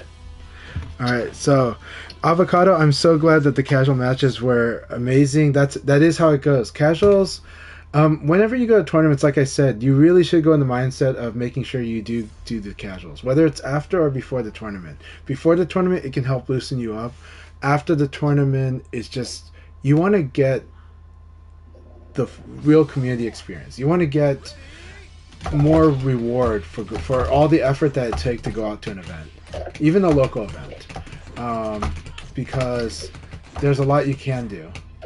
And if you only go for just the tournament part, even if you won the tournament, I think it's still just a waste. I think there's a lot that you can get out of tournament events. So I'm glad to hear that you're getting that, and that like it's fun to have those different lives. You've got your work life, you've got your family life and your friends life, and then it's fun to have your hobby life, sharing a hobby with people that love the hobby like you do. Now there are good and bads to that, like any community at all. There's going to be, there are going to be toxic moments, but there's a lot of really good moments, and the more positive you are, the more likely that the positivity is around you, So keep that up. And, look, like for example, whenever people worry about drama within a community, well, that's up to you how you respond to it.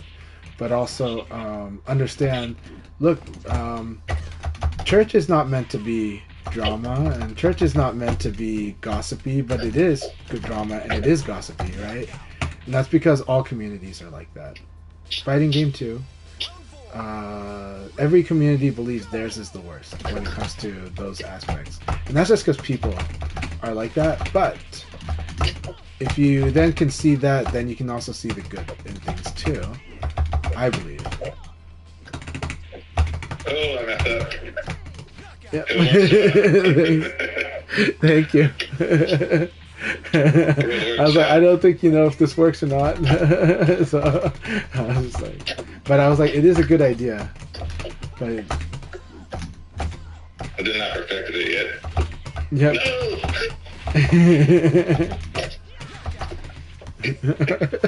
Oh, that was mean. Sorry, that was not meant to be a double. It's like,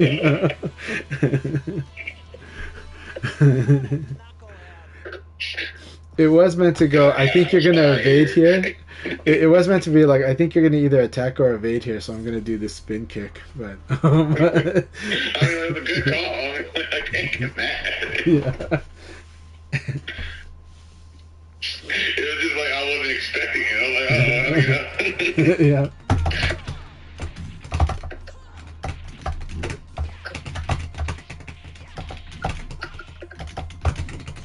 I have stop being Air Vanessa for right now, so let's.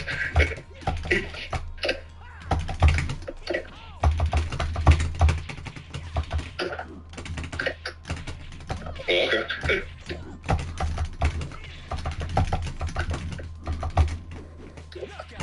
Very cool. That was good. Just be very patient, especially when you have that much of a life lead. So. Yeah, yes. Thou shalt not be greedy in FGC. Greedy is okay as long as it has a good reason, right? Yeah, right. Once you have the life lead, that's like one of the FGC 10 commandments there. But my playstyle is greedy, and so attacking my greed is a good way to go. And you can attack greed by being very patient, right?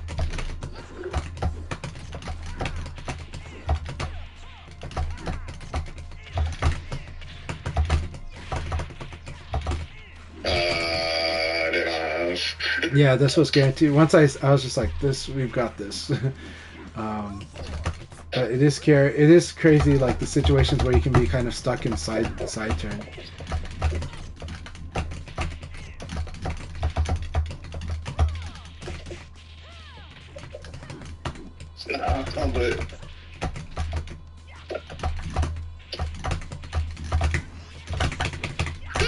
Sabaki. I got it. I got the set on the Sabaki. I'm so happy. I was like, here comes. I was like, I was so hoping that you would go for the knee here. So, I've never seen that before. yeah, so that's Leon's kick Sabaki. It's Sabaki's mid kick and high kick. It used to also Sabaki high punch, if you can believe it. It's so stupid. High punch and high elbow, but not anymore. Not anymore. Now it's only mid kicks and high kicks, including knees. Well, learn the hard way. I literally learned the hard way.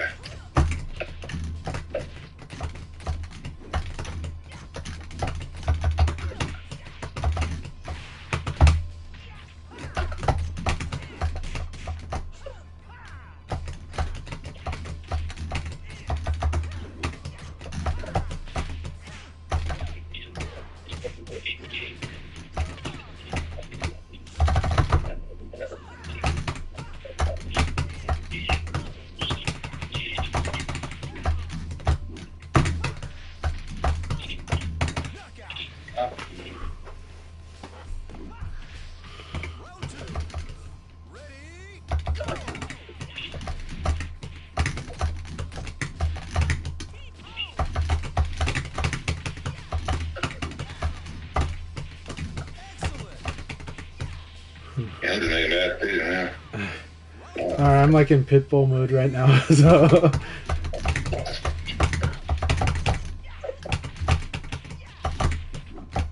gotta find that Rocky Balboa movie and try to make this come around in the next couple fights.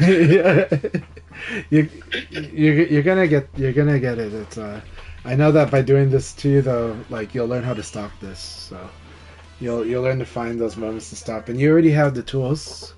So it's like the heavy momentum swing, though. But it's also understand that when I'm playing like this, there's definitely a risk to what I'm doing. So there's definitely a risk. It's all punishable because anything that's big in this game is very punishable. Anything.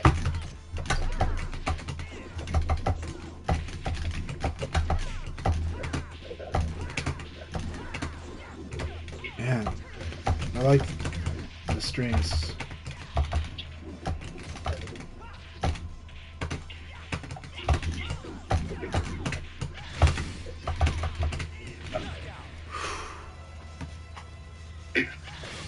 I'm not sure if you can crouch that last part, but what I will say is anytime you see this like low kick, you crouch no matter what. Just because if you could, it will crouch. If you can't, it won't.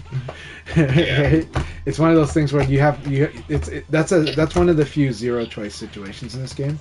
Is that anytime you see this low kick by Leon, you just do 2G no matter what. Because if I'm aware when like it's kind of blatant, but like when it's getting bombarded by the boxing, it's kind of yeah. I kind of get like I kind of don't think it'll be a big option after that. Yep.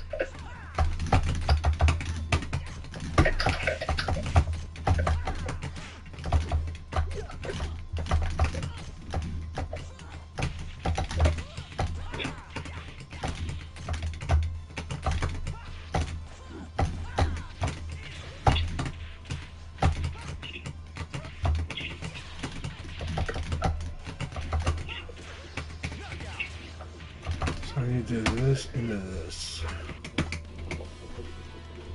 That makes me really weird. Forgot to train, eh?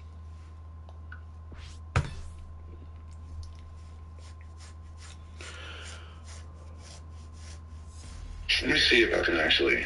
All right.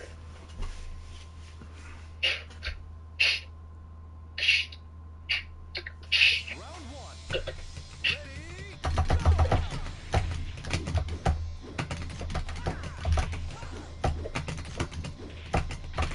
I think he's still in CrossFit if he does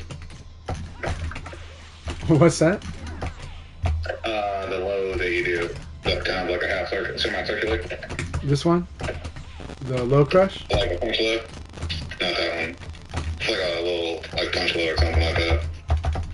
But I'll look at it later. This one? No. Let's continue. Okay. Sounds good. Sorry about that. You're fine.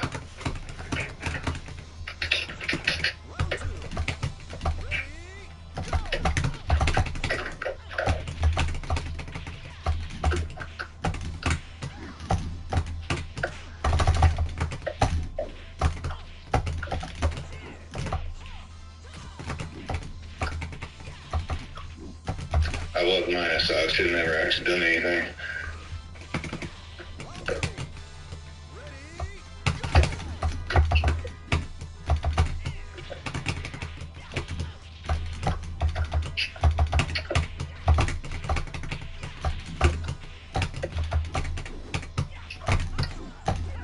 Good stagger break, though. Good stagger break. I'm trying to learn on the fly up here.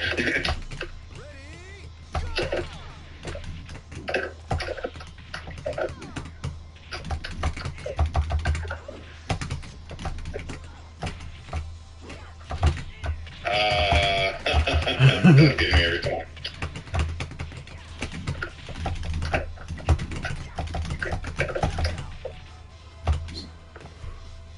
This hop kick's evil because I can fuzzy guard after it. So I'll try to tell you more of the fuzzy situation so that you know, because your Vanessa, if you're going to play defense stance Vanessa, then at least you can low throw it. You can also fast mid, but that's kind of hard. No, you can't fast mid, but you can delay. Yeah, you can delay like, throw. it seems like because OS is so linear, the only thing I can do is like 6 KK. Yeah. But like, and like 1P, so I'm kind of restricting that stance a little bit. So I'm not intentionally trying to stay in defense, but like I'm being forced to. Yeah, I understand.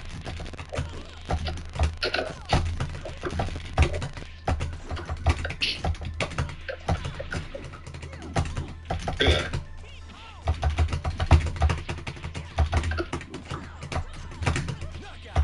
That felt good. Thank you. This uppercut's fast. It's 15 frames. And safe. Yeah, but you do have after any uppercut from Leon, you should do Nitaku. Now that's hard on defense stance, but you should do some kind of a Nitaku whenever you block Leon's uppercuts, either of them. So this uppercut, the launch uppercut, but also the rushing uppercut. They're both -8 on block. And even that one, the dart punch, also -8. So I can't fuzzy there. Even though I will fuzzy because a lot of people still delay response. I think after that low elbow pushed me down, I think you have a free throw. I'm not sure. But that was an awesome sequence. You did a lot of damage.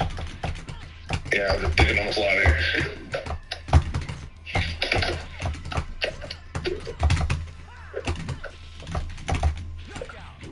I just don't know the break on that. I think it was 4. 6. That one's 6. 6. Yeah, a lot of the surprise. I think that's 6. Yeah.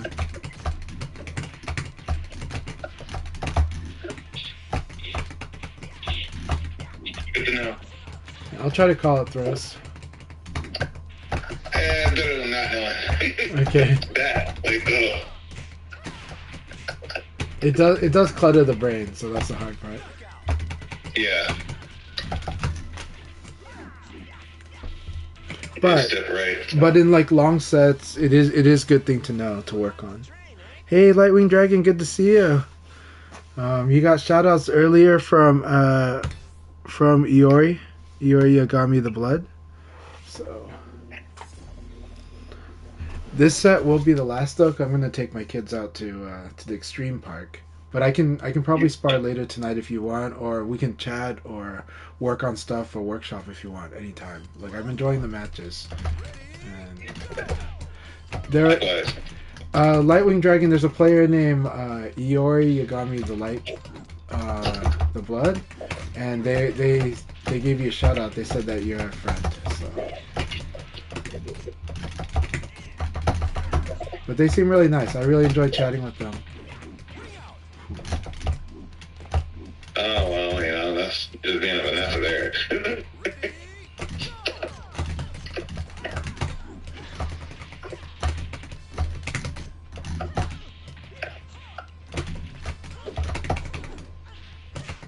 He's an uppercut a lot more. That uppercut's really good, especially against Leon.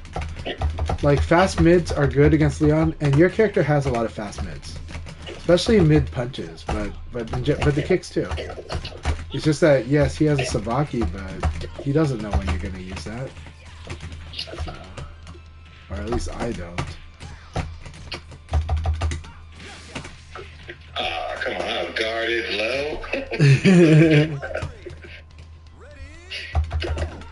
The one downside to stick though, blocking like 2G is just slower, right? Like it's just physically slower to do like 2G from like on lever, and evades too, right?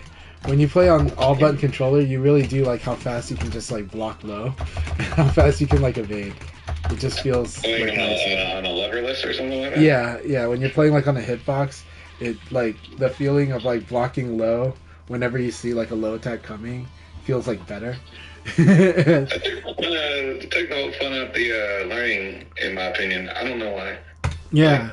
Well, I it's mean, it's super advantage, abstract. but you know, like The problem the problem is that it's super abstract, right? So I enjoy learning that, but I love how this game plays on lever. So you know I play this game on lever almost always. And I just feel like this game is so fun on lever. And I do think lever is better in this game. But I do think that like there are just interesting trade-offs for each. I do think pad is the hardest. I think pad's good. It's just, but there's a like the learning curve is probably the hardest. Stagger weakness. Yeah, like stagger break. Yeah, you're very vulnerable to stagger. Yeah. You don't know how to actually, and then it's very fragile, in my opinion. Yeah, well, I think so. I think the trick to doing stagger break is understanding that buttons have a role. So just like mashing the shoulder buttons too is important. But it's still hard. Still hard, especially compared to lever.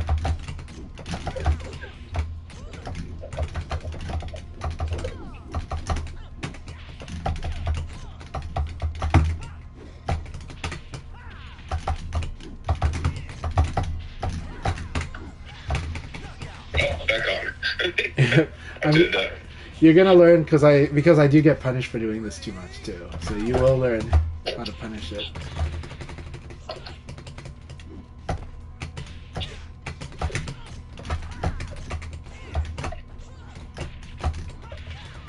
Ooh, didn't expect it to reach on the back dash.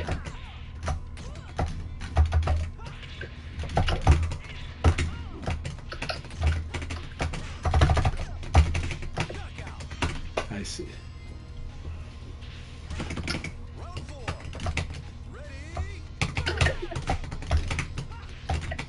Next 2-3. I was thinking that you did a sweep.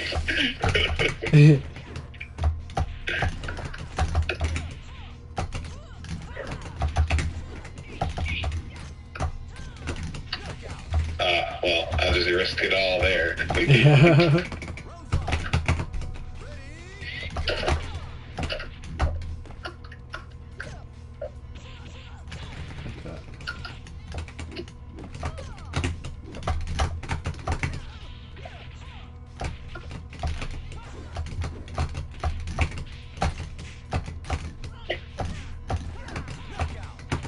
Very good game.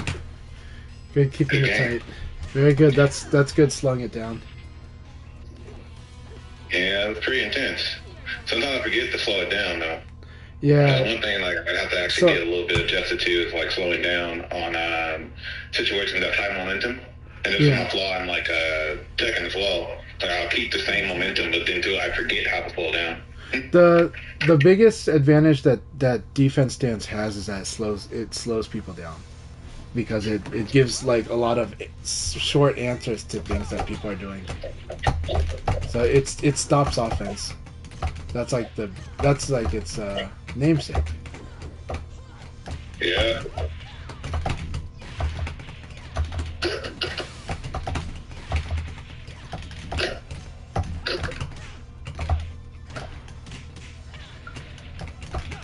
Very good. Thank you.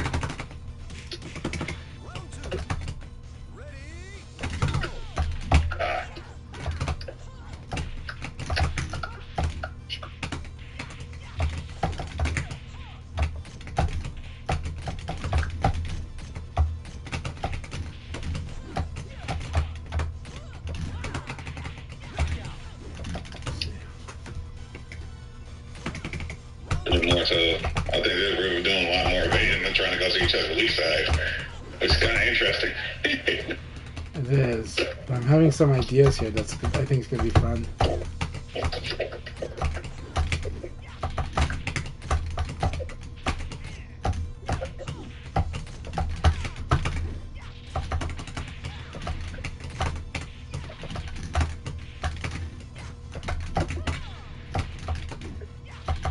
Oh, well.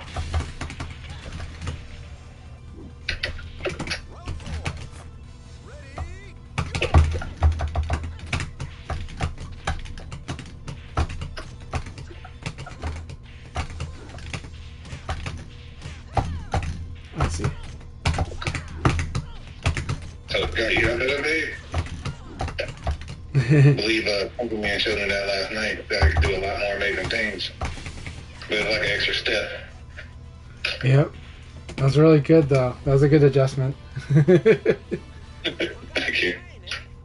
Yeah, I really see it. So, like, usually, like, I'm starting to try and like, create countermeasures against it very quickly. You're doing. It's been improving. Like, it's been improving a lot over time. Keep that up.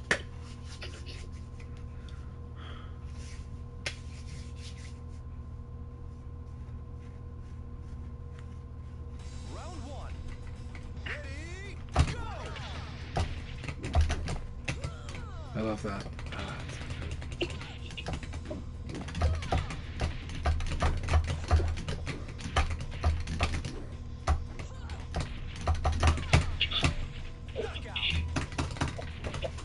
Okay. 2 seconds delay. Okay.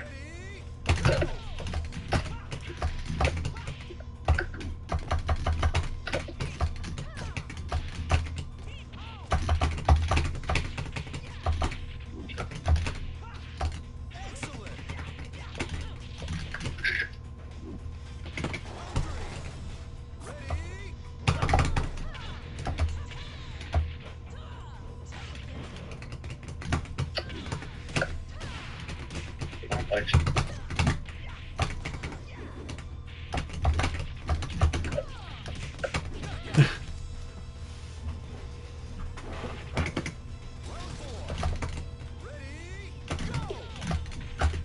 Like, oh, that forward momentum is amazing on that. It is.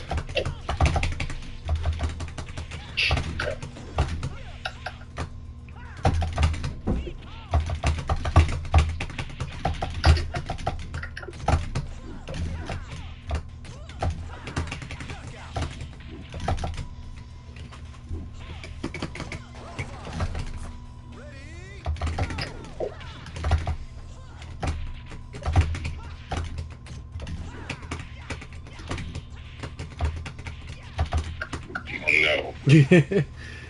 So this one. I keep trying to roll out because of the wall situation, but I forget that's a trap. Yeah. Yeah, I was gonna say, like, if you'd stayed down, then I wouldn't have been able to ring you out here. I'm so worried because of Vanessa's weight. Like, Yeah. I keep thinking I'm gonna get rung out so quickly. So, like, that's just me actually just preemptively doing stuff out of general, like, okay, I don't know if you can ring me out from that situation. I probably could. Yeah.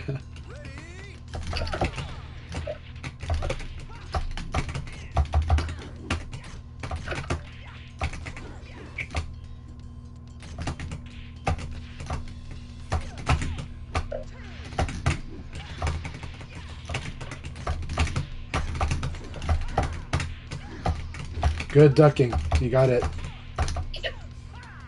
I just believe, sir. Good option there. Very good. Good decision making. That was a good round. Thank you. That was a very, very good round.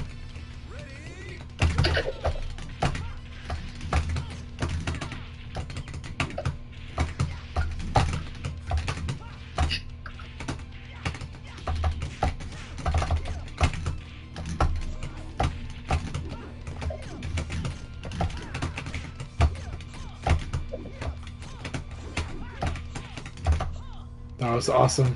That was so cool. Alright.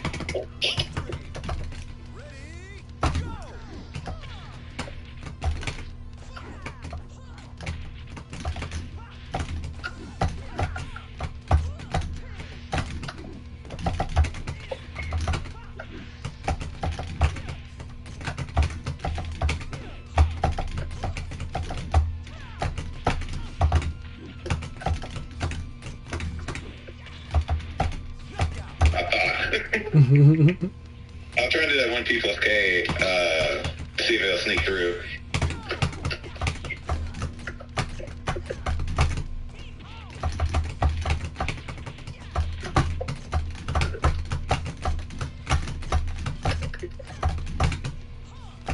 There we go.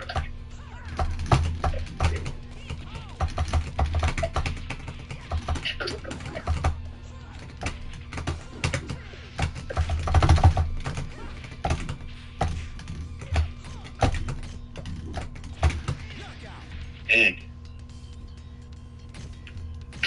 Round 5. Ready, go!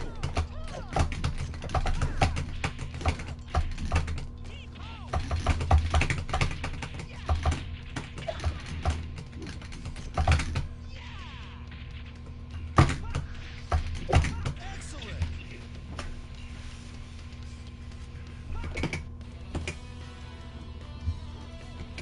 Okay with that round.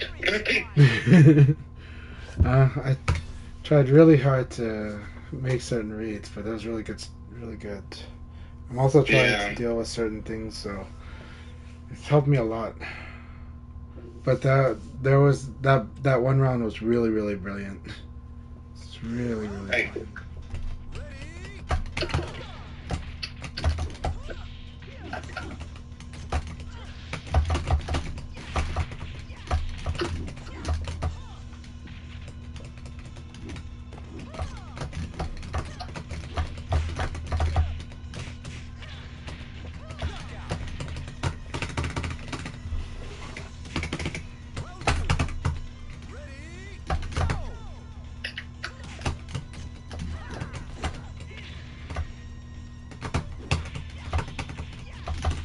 Yeah, let's not do that scenario.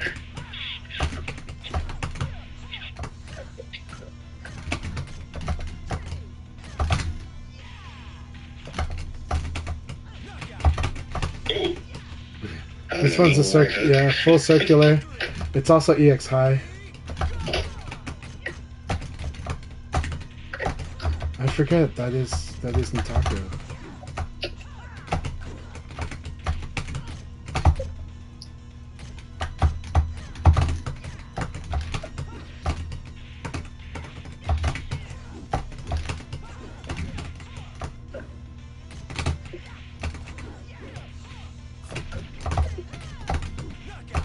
Ooh. Yeah. It's throwing me off because I think the KK would give me some distance, but it doesn't. So I was like, all right, you know.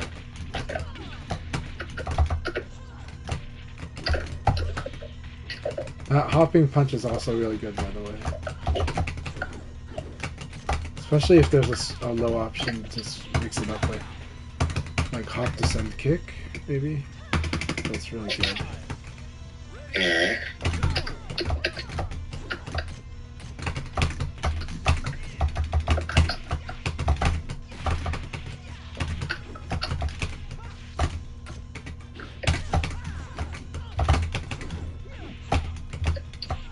Oh, that was really good really good call out.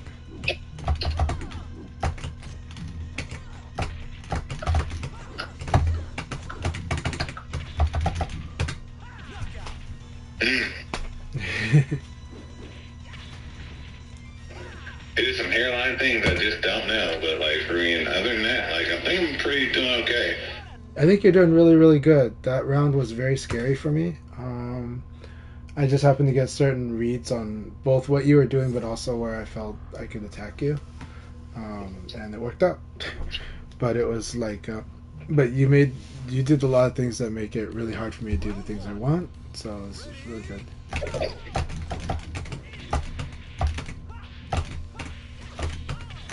Oh no.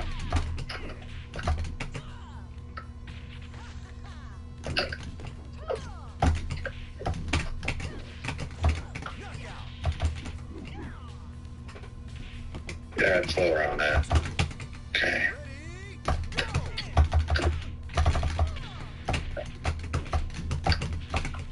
Okay, cut the back there, that was good.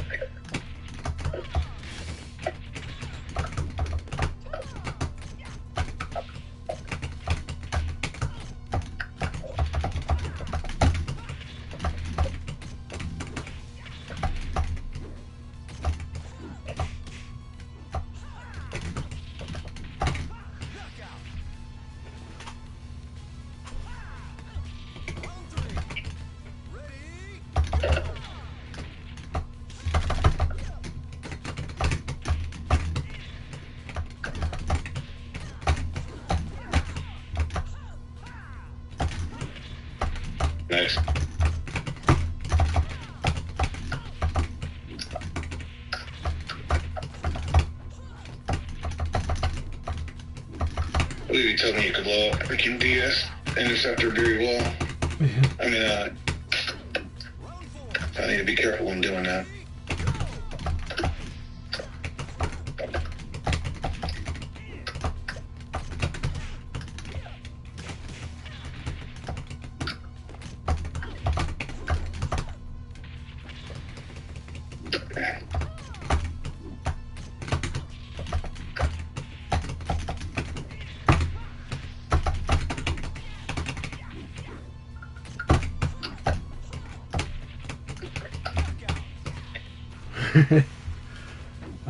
Very good games, man. Thank you very much for this session. I really appreciate it. And I was a decent sparring partner. you're a very good sparring partner. But thank you. Thank you. I learned a lot as well. I appreciate it, and there's a lot that I get to work on in the matchup. So I do want to work on this matchup. So thank you so much, and we'll keep working on it together. And I'll send you some messages later, but the thing is a lot of the tips I could give you've kind of already done in different places. So it's like you're making a lot of the necessary adjustments, right? I know I'm a very difficult opponent, but I think you're starting to feel more of where you can exert some control in the matchup. And then some of it is temporary control, where you're like, okay, I can do this until he starts to change it up and do that. And when you come to that, the thing is just make sure you're not mixing yourself up. Like, keep doing what works until they actually stop it. Once they stop it, then you can make the adjustments. But there are some things where if they give you clues, you can follow those leads and make a change up. But a lot of times, what's working will probably work quite a bit. I do think that the fastest path for results for you, but again, it's still a hard road, and it still takes a long time, is basically when you're expanding the move list. And I think you are expanding your move list. I think I'm seeing you more comfortable using some of the other punch options with Vanessa, and you're using a lot more of you're fleshing out your defense stance game, which is really good. That's a natural thing that's going to happen. But definitely on the side, do practice some more offense stance and how to use it. It is hard. It is not an easy stance. She's a technical character, but I think you understand the fundamentals really well enough that I know that you can do the offense stance, but it's going to take a lot of work. But just try to find some time on the side to do that, because I think it's going to pay off, and I think you're going to be very happy with the payoff, you know? But of course, do what's most comfortable for you. Right now, the plan, what you've been doing already has been very good. You've been fighting a lot of strong players, hanging in there, and you are sharpening your current game, which is really good. And there's no there actually isn't a complaint about your current game. It's just more like would adding other aspects strengthen? It would. But again, it's a long investment, and it's kind of a painful road, because you're going to lose like a lot of battles while you're building up offense stance when you decide that you want to do that. But it is worth the effort, and the blood, sweat, and tears are worth it. But the sweat and the tears are really painful. So like everything. Yeah, like everything. But you really are sharpening the tools that you already are good at, and so there's nothing that takes away from that, because they're very good tools. You see, like, you've gotten better and better at using all of them, and you're understanding combat situations better, and you're making reads.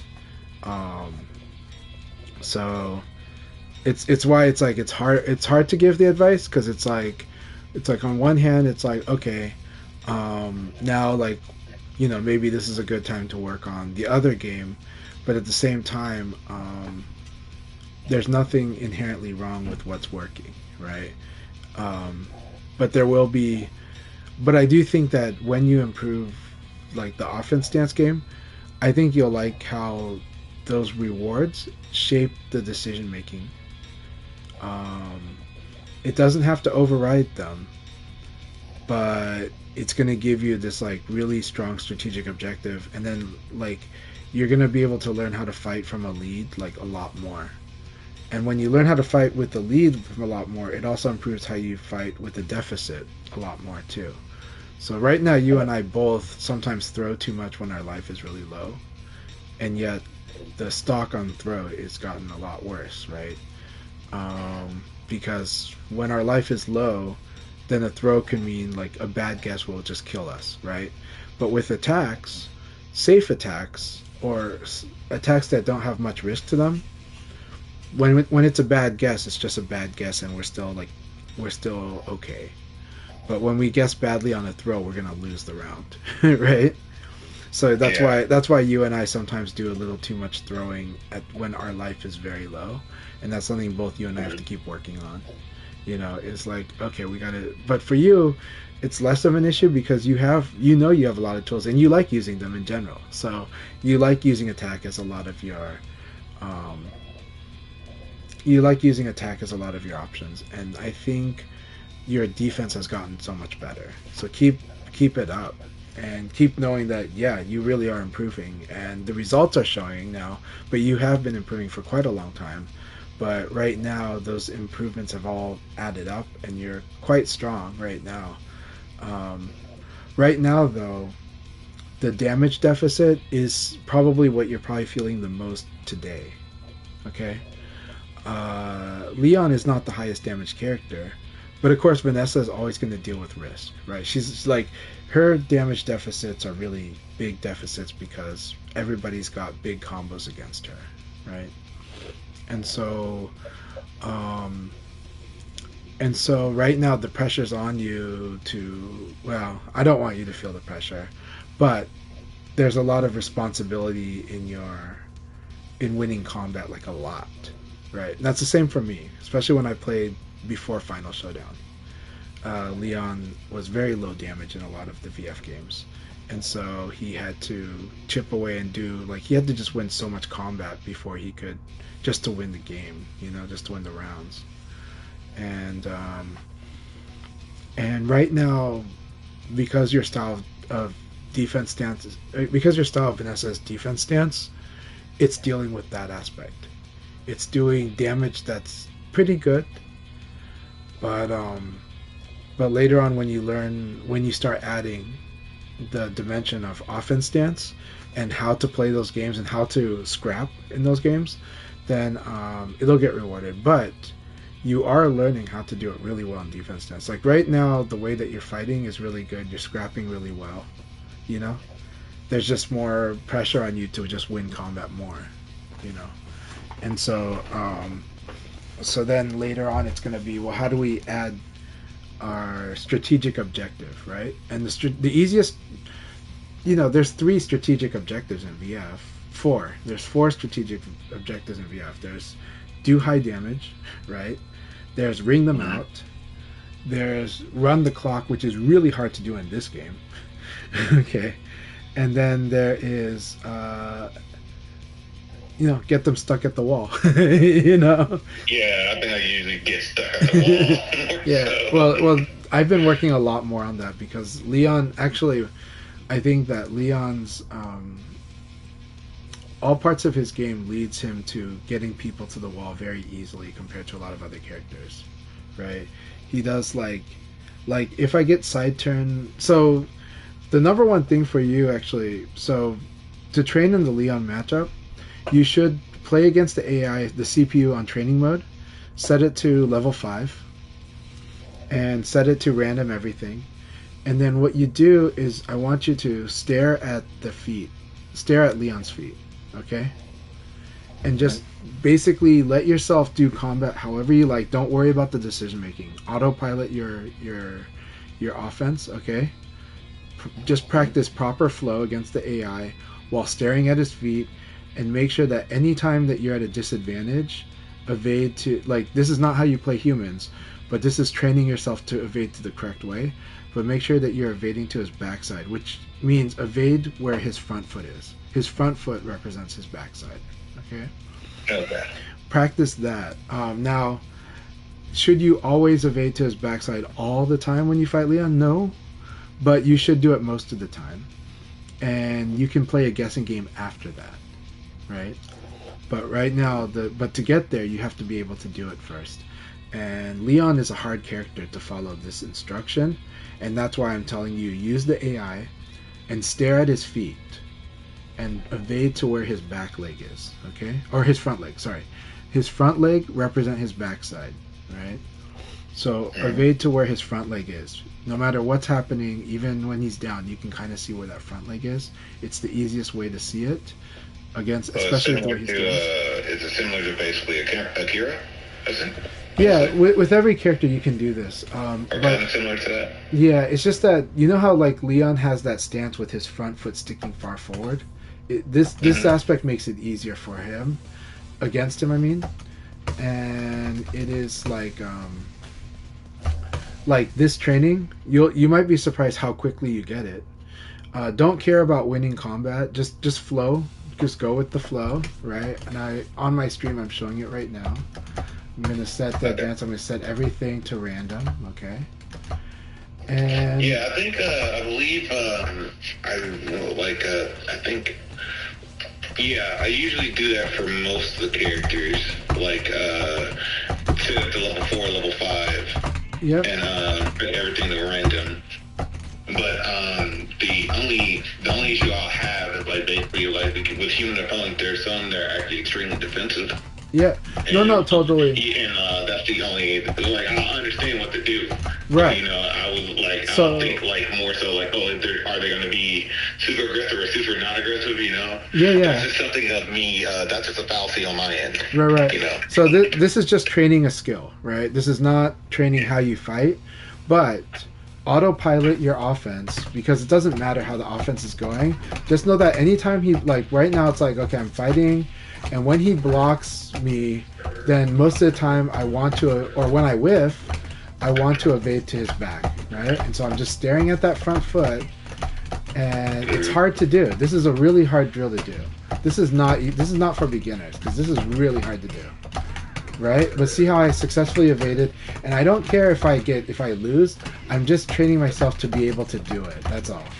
And it's not as a habit. It's just as a like, can I see it in the middle of the fight? And this is just an isolated training exercise, right? So I don't care about combat. It's gonna be sloppy. I'm not worried about whether I win combat, but I am gonna, like, when I see myself at disadvantage, most of the time I'm gonna try to evade to the front leg.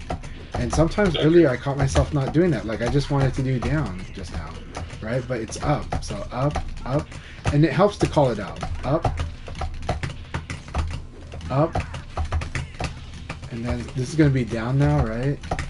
Down. Yeah. So if I get hit, I'm gonna also do it. This is an important one. Train yourself to be able to evade when you get hit and when you whiff, right? So up, up. It doesn't matter if I win combat or not. I'm just making sure that I can do this, right? Because this is really hard to do. But this is also the correct way to evade in VF, is to look at the front and back and be able to do this, right? And do ECD, because then you're like, well, I don't have to worry. Like, it will reduce the chance that I'll just die. So now I got to do down, right? And so I can do ECD if I'm wrong, right? There's up, and then we got a good one there. Down, right? Now let's go back to up. See how hard it is, because Leon, a lot of his attacks switch his stance. Yes, and that is exactly why this is hard to do against Leon. But it's also why you need to put the time into train. And even if you lose combat, it's okay. Just make sure that, like, well, am I doing what I intend to do? That's what matters, right? Right? And I'm not worried about punish yet. I'll worry about punish later. Right now, we're just doing this as a drill to just make sure I can do it, right? And don't get too mad at yourself. Put yourself in a relaxed state of mind when you do this. Do this like when you're really sleepy before going to bed, you know? And before you know it, this will become a little more second nature. It's harder to do in drill than it is in combat. Like in real combat, it's actually pretty easy, because I have things to go by when I do read the opponent. So now this one I'm evading up, but now we're going to do up. There we go. And then also again, when you get hit, that's a really good one to train, because that's a harder one for me to do. But I think part of that relaxed state that we talked about is also that in this game, being numb makes you like you want to be numb. When somebody hits you, you don't want to see it as, oh, I got hit, right? You want to see it as, oh, okay, I'm -4. You know, you know what I mean? And that allows you to just make good decisions. What's a good option at -4, right? And if I happen to like, what's a good generic option? Well, Fuzzy Guard's a good generic option, right? Okay, this guy loves to elbow. Well, okay, I can parry that, right? This guy, I'm at -6. Okay, this person likes to, at -6, this person likes to do the knee. Oh, okay, I'll just sabaki the knee, right? So it's like training, like having that mindset. That's why this game helps you eventually find that you should just be relaxed when you play. And when you fight the really strong players, notice how they're almost all like chill when they're playing, right? And I remember when Juicebox first, fought a lot of us, and he was like, they just do stuff like they don't care. It's like, well, this game kind of rewards you for doing that. And it's not that we don't care, but it's one of those you where kind of lose a little bit, yeah, and it's life is a resource, so you can take a big combo. Okay, some characters you can't take 2 of them, right? But in this game, generally 2.5 to 3.5 decisions, so you can always just take you can take a combo. It's okay, right? You saw how many times I confidently you were beating me down, and then I tried to slow it down a little, and then I was able to turn it around, right? Turnarounds happen all the time in this game. Now, I happen to do a lot of them, but they happen all the time for everyone in this game. And so, what you've been doing your mindset has been ideal. It's been great. And you manage it, and even when you're upset, it's okay. You're you're managing that, but you're trying to see the answer. You're trying to see things. And I see that you can see answers now. You're seeing things that I think this will work. And you also know that there's no guarantee, but as long as it's working, a little more than half the time, you're pretty good, right? Yeah. This game is a game of numbers, right? And it is kind of like football in that sense, right? It's there's a lot of repetitive situations, but those repetitive situations also build up towards what players are doing or not doing, whether they're adjusting or not adjusting. Because the basic poke is kind of really core, that also allows you to have a lot of little situations that add up to a lot of reads. So you're doing that well. Things that were exploited today. Well, backdash is always going to be a risk for Vanessa. What I'm going to tell you is that it doesn't mean that you have to sidekick, but sidekick's a good option. It doesn't mean you have to do spin kick, but spin kick is a good option. But when people backdash you, if they're doing it a lot, I think I mixed it up pretty okay today. But if people are backdashing you a lot, understand you can just crouch dash. You can just crouch dash forward and watch what they do. Because that's already what you're doing when you hold guard. When I see you hanging in there holding guard throw escape, you can do basically that still while crouch dashing forward. So maybe consider working on that too, to just go you know what, I'm just going to move forward and see what they do, because I can block from during the crouch dash. I can standing guard, so I can deal with whatever they attack back at. But I can see this, and if I do this when they backdash, my weakness as Vanessa is a lot less. But my weakness before was that if they backdash, they could whiff punish me, right? So consider using crouch dash as a way to stay on them, if you want to stay on them. If you want to fight range, that's fine, but do understand that at range, Vanessa's some of her safer attacks are vulnerable to backdash, and that's true for most characters. Almost everyone's low risk attacks are weak to backdash, especially mids and highs, and yet mids and highs are the best moves in the game usually. So that's why backdash does become very strong at intermediate, advanced, and high level play. You did get evade punished quite a bit. Situation you should do, and you should probably write this down. Leon has 2 popular ways to force side turn, but really 3. Okay. The 3 popular ways to force side turn. I didn't use the first one I'm going to list. I didn't use today on you except for a few times, but it's good for you to learn it. So that's forward, punch, kick, guard. That's a stance. Into kick, kick. Okay. If you get hit by the second one, and the second kick is full circular, so just tell yourself cannot evade the second kick. Okay. But if you get hit by that second kick, you will be forced into side turn, just like Vanessa's kick kick. Okay? So when you are forced into side turn, in this case, PKP cannot, his punch, it cannot be guarded and it cannot be evaded. However, you can do 2G. So 2G, 5G is a normal option here. Okay? And you can do an attack that would beat high punch right away. So you can do like low punch, for example. Like example, low punch. Okay? But an attack that would beat high punch right away. And I think with Vanessa, even your short upper would beat the high punch actually. So I think Vanessa, defense stance Vanessa can do the short uppercut. Okay? It could be risky though. Alright? But after that, after you disarm PKP, 3K will give Leon a free PKP if it counter hits. Okay? Yeah. So that to defend against that, you either have to guard or you have to evade to his back. Okay? Another option then, 1K plus G. This is a low. So this is one of the mix-up options. This option punishes you for it punishes you for doing 2G into 5G, and it punishes you into doing 5G, but you should do 2G into 5G, but then you can consider if you want to just stay on 2G, okay? If you think you might do this one. Then it's no longer a mix-up, right? PKP is not a mix-up.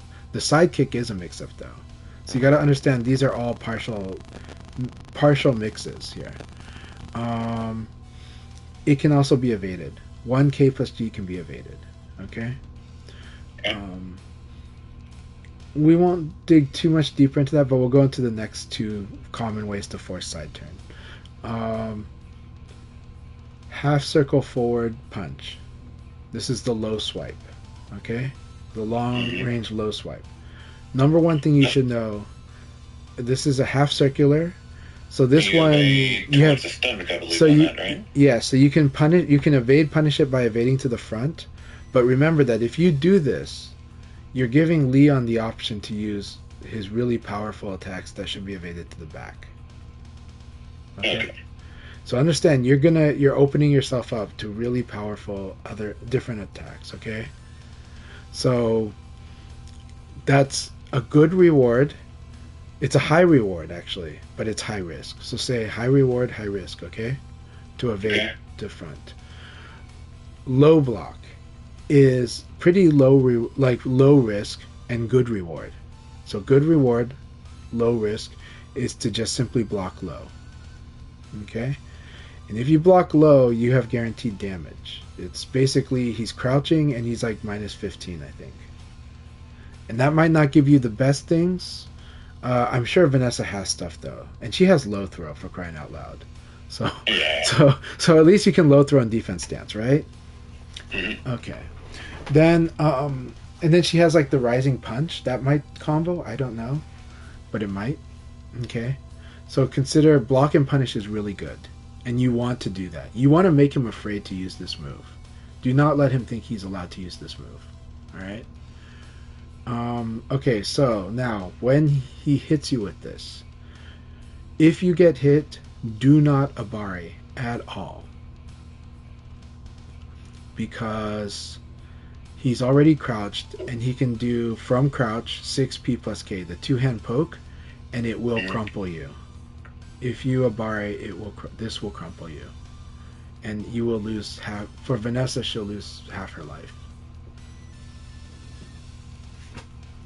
Okay, and then so to defend against that option, you simply have to block high or evade.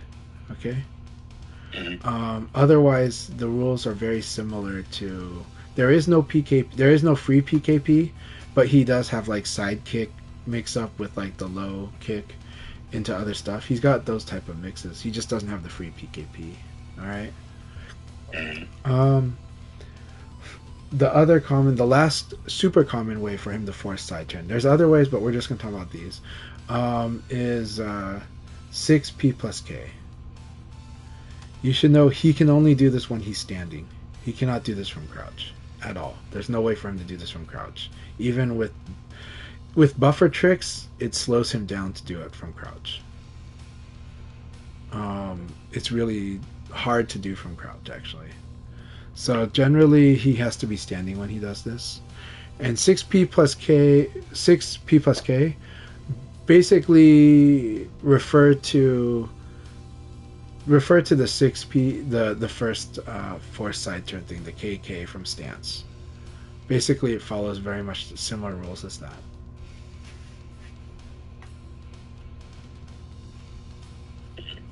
And that's what you need to know.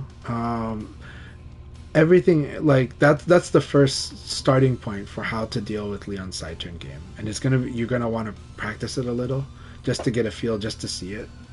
Okay. And especially that forward stance KK into PKP. Just really train yourself how to defend against that. Just 2G, 5G is sufficient. So, but yeah, I'm not sure. How do you feel about side throw escapes? Are you consistent at escaping side throws?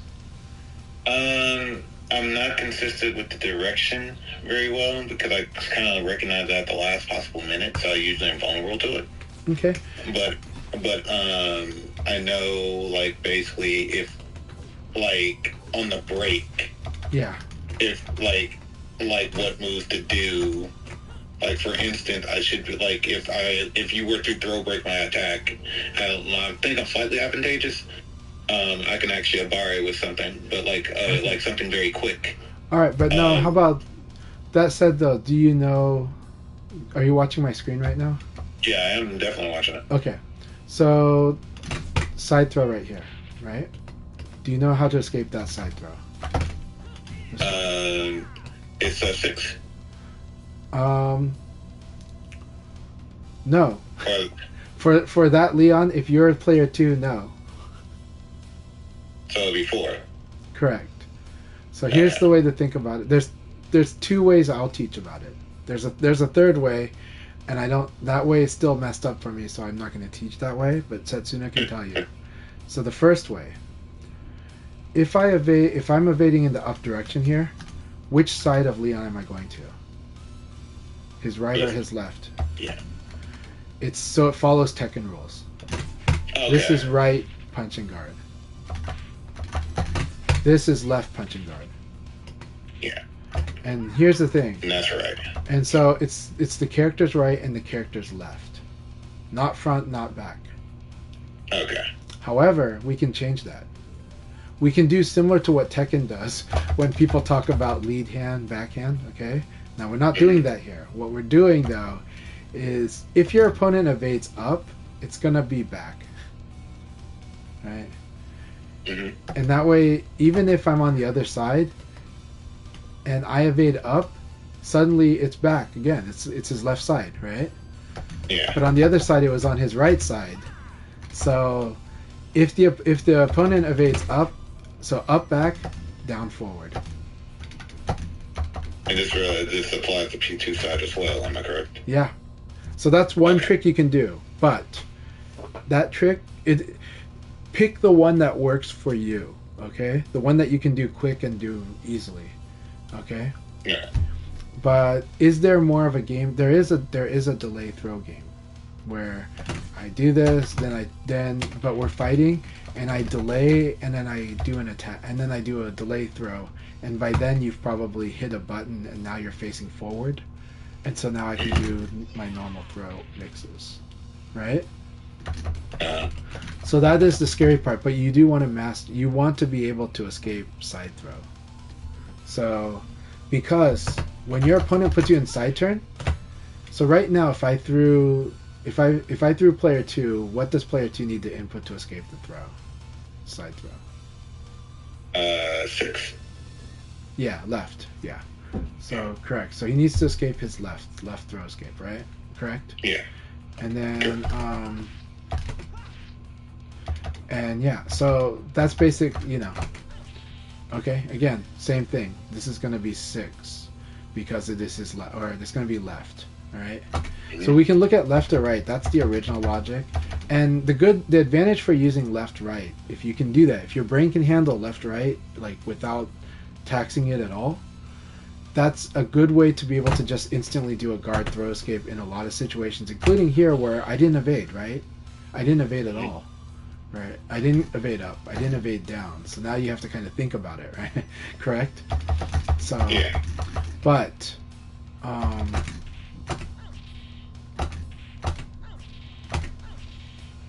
now it's right throw escape.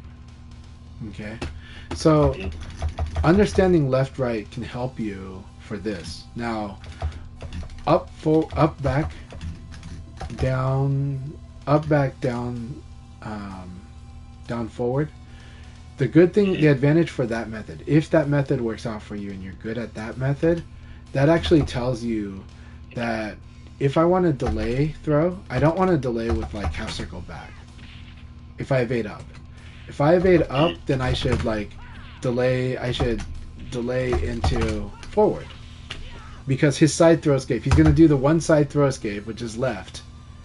And now, or right for him when I'm up here, right? But because I switched it to forward, I did a delay into a forward throw. He now needs to, if he wanted to escape that, he'd have to change the direction. So that sounds like it might have come across as confusing for you. But let's master side throw escape first. Yeah, let's master part 1, then we go to part 2. Yeah. Yeah. So master part 1, and then be able, and figure out which method works better for you. Do you like the up back down forward way of memorizing which is my throw escape, my side throw escape, or do you actually like seeing the left side of the character and the right side of the character, which is what I do. And by doing that, the good thing is that people can't side throw me, and so then they have to do low, mid, or delay mix up when I'm side turned. But if I can't do side throw escape and the opponent realizes that, they'll just side throw me a lot. They'll do oppressive options, and the mix up will be even more powerful when I'm in side turn.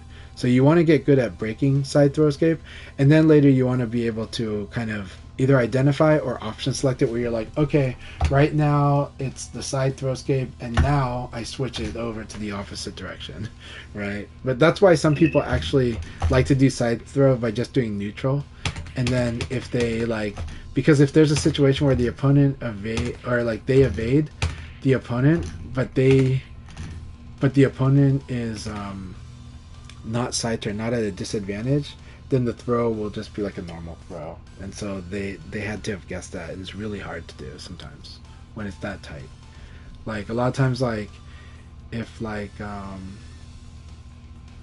it's like I evade their jab and then I throw them, it'll be like a normal throw. It won't be the side turn. So it's funny how that works.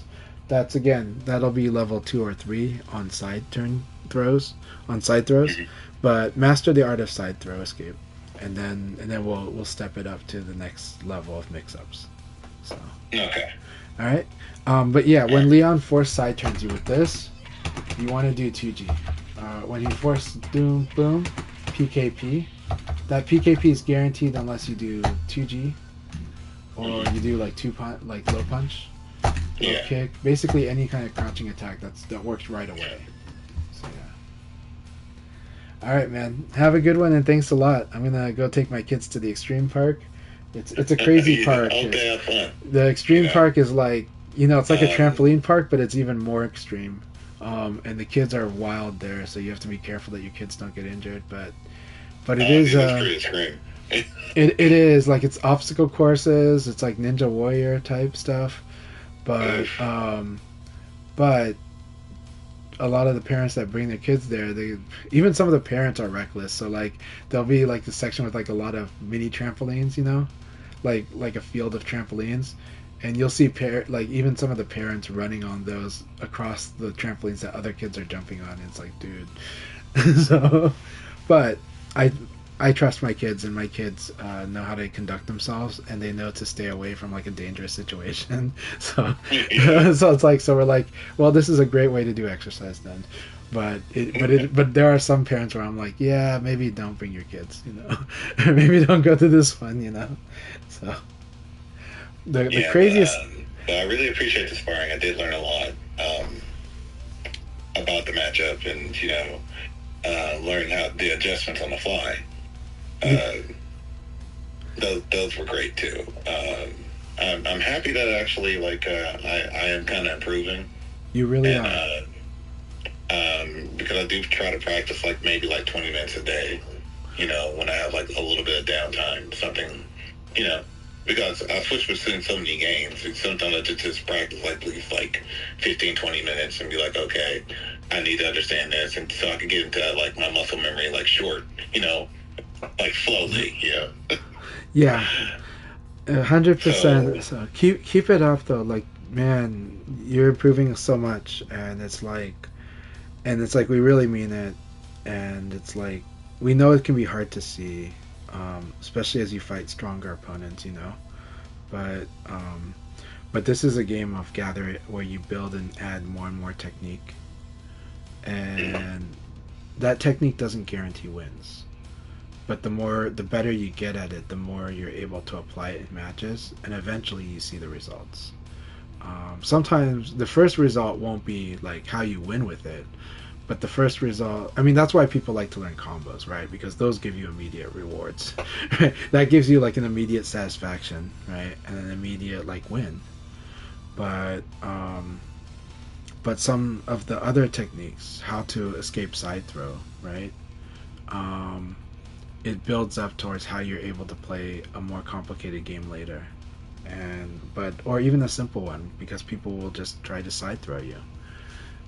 So you want to know how to escape it, and because you know how to do a guard throw escape, so you know how to do a guard side throw escape. So it's one of those things where it'll become, and it's one of those things that it becomes a reflex, so you automatically have it, but then your opponent can attack it, and because they start doing the delay throw. But when they delay, they're giving up the side game. So a lot of time, like a Leon player would rather not give up on the side game. They'd rather keep it going, and a lot of characters do want to keep it going. Brad has a really terrifying side game actually too, or at least a setup that is very powerful. But this 2G 5G that I taught you, you're going to find that it applies in a lot of side turn situations. There's a lot of side turn almost combos. And do you know the frame interaction? Do you know why that is? Do you know why the PKP works? No. Okay, I'll tell you why it works. Okay. So, yeah. Okay. When I do this move, what's the frame advantage? Plus 8. Okay. And what is the position? What is my opponent in? He's side turn. Position. He's side turn, right? Yeah. Mm-hmm. So it's plus 8 side turn. Here's the thing. Mm-hmm. How fast is Leon's jab, high punch? 11. Correct. Okay. Here's the missing information. When you're in side turn, it takes, not only is there this plus 8, which is normal for when we attack versus attack, it takes the person that's in side turn 3 extra frames to face forward. That's a 3-frame delay on them guarding, on standing guard. Okay? And so what happens is, this plus 8 almost guarantees this jab, except he can still attack, and it would come out in time, and he can force himself into crouch, and he forces himself into crouch by doing a crouching attack, or 2G would actually work because of the way 2G works with attacks. When the attack comes, the game checks. Are you doing 2G? Well, I'll snap to crouching low guard. Okay. Mhm. That's why this sequence works, but loses to 2G, 5G, or loses to low punch, or loses to a low crouching attack. So crouching attack will do it. Okay. But Okay. normal attack. Well, you will normal attack, but you'll be delayed by +8. You know, you're at -8. That sucks, right? Yeah. So you're just trying to crush the low punch. Now let's change this situation to make it more clear. And let's explain another situation that sucks. Alright? And that's Akira. Everybody's familiar with this one. You fight, especially when you fight. Well, it used to be that Paul would always do this, but Setsuna does this too. Okay? So remember, 3 extra frames. Okay? Now, normally this move, 3P plus K is +7, right? Let's do offense down. Let's do offensive move to get side turn, and let's do that move. +10. Okay? My God. Yeah. Right? Okay. Yeah. Now here's the crazy thing. So that +10, and then there's 3 frames, right? So I can actually do. The problem is this punch doesn't really. I don't know if this punch reaches. It probably doesn't, right? Well, in a wall situation, it probably could be a problematic thing. But this is guaranteed. Why is it guaranteed now? Now you tell me why it's guaranteed. Because the 3-frame delay. Yes. So it makes it, because of 3-frame delays, it makes 13 like actually kind of combo. Right, and then what happens if Leon tries to 2G this? He'll lose. Why? Because it's 3-frame delay. No, because this is a mid. Oh, yeah. That's why this is guaranteed. This is why every Akira player does this to you. Right? And so, boom, right? Because +10 with the 3 extra frames to turn around, and then this is 13 frames. And it's a mid, so you can't 2G it. If it was a high, you could 2G it. Okay? If it was a high, you could 2G it. But it's a mid. What happens when you crouch a mid? You get blown up you You get hit, right? So that's why this is guaranteed. Right? Leon is doing a high. So you can always 2G, 5G that. And there's a lot of situations in the game that are like that, including against Lei Fei and against Jackie, where you're like, oh, they just forced me in the side turn, and they've got this sequence, but I could duck it if it was a high. But if it's a mid, it's a virtual combo. It is a combo. It doesn't list as a combo here, but it's a combo. Okay? So this one is... It's not that this is 30 damage. This thing is... 21 plus 30. It's 51 damage. This is why this is what kills a lot of people in this game. Like Akira's doing this to everybody. It's like Paul used to overdo this, and Setsuna does this a lot. You will see Setsuna doing this a lot. Yeah. So that's the mechanics. That's what's happening there. Okay. So, yeah. Do you know why this went from +7 to +10? Because of the side turn. Yep. And do you know what determines the frame advantage bonus from side? That I do not know. The base Not damage. clearly. The base damage of the attack. So see this jab? +5, right? +5, and how much damage is 10? +7. +5. Yeah, so now it got a 2-frame bonus on side turn. It's +7. But does universally every attack gets a 2-frame bonus? No, it's based on the damage of the attack. Okay. So basically, anything less than 15 damage will get +2. And then when you go from 15 to 24 damage, Let's try to find an attack. We'll get +3, Oh, right? okay. So this is kinda so like, okay, it's so- a Soul Calibur thing Yes. that they used to have. yeah. Basically the depending on what rating of the attack it is, that's the advantageous. Yeah, How but much advantage you have. Okay. but what's important to know though, it goes from +2 to +3 to like freaking +6. Oh Lord. Like, so when you do more than 25 damage and they're still standing, like, let's make them guard, okay? Like, let's find Okay. first. This is 25 damage. Okay, good. Let's make it guard. Okay. So -5 Mhm. +1. 6 frame bonus because it's a 25 damage attack or more. So if the base damage is 25, it'll get a +6 bonus. So that is why a really big advice to beginner Jeffrey players is to do a lot of evade into 6K. So so setting right. So standing guard, right? Mhm. 6K -15, right? -9. Wow. Yeah, this is why you see Jeffrey players doing knee from the side like a lot. You know? Wow. That's crazy. That's something that, like, pretty much, like, the concept of sidestep attacking was still kind of something a little vague to me. Yeah. Okay. Like, I understood everything else. It just decided that, like, when it came to sidestepping, evasion, and throw breaking and stuff, I'm still kind of a little bit like a greenhorn against it. Okay. You know? So here's how to do it. To think of it then. Okay, we know that a successful evade is kind of like a parry because it's like you're kind of invincible during those 23 frames, right? Mm-hmm. Okay, like you're just invincible if you did a successful evade. But the successful evade had like a few conditions to get into that, right? And you know what they are. They have to already be attacking, and then you have to evade in the correct direction, right? Correct. And it has to be an attack that can be evaded, right? So Mhm.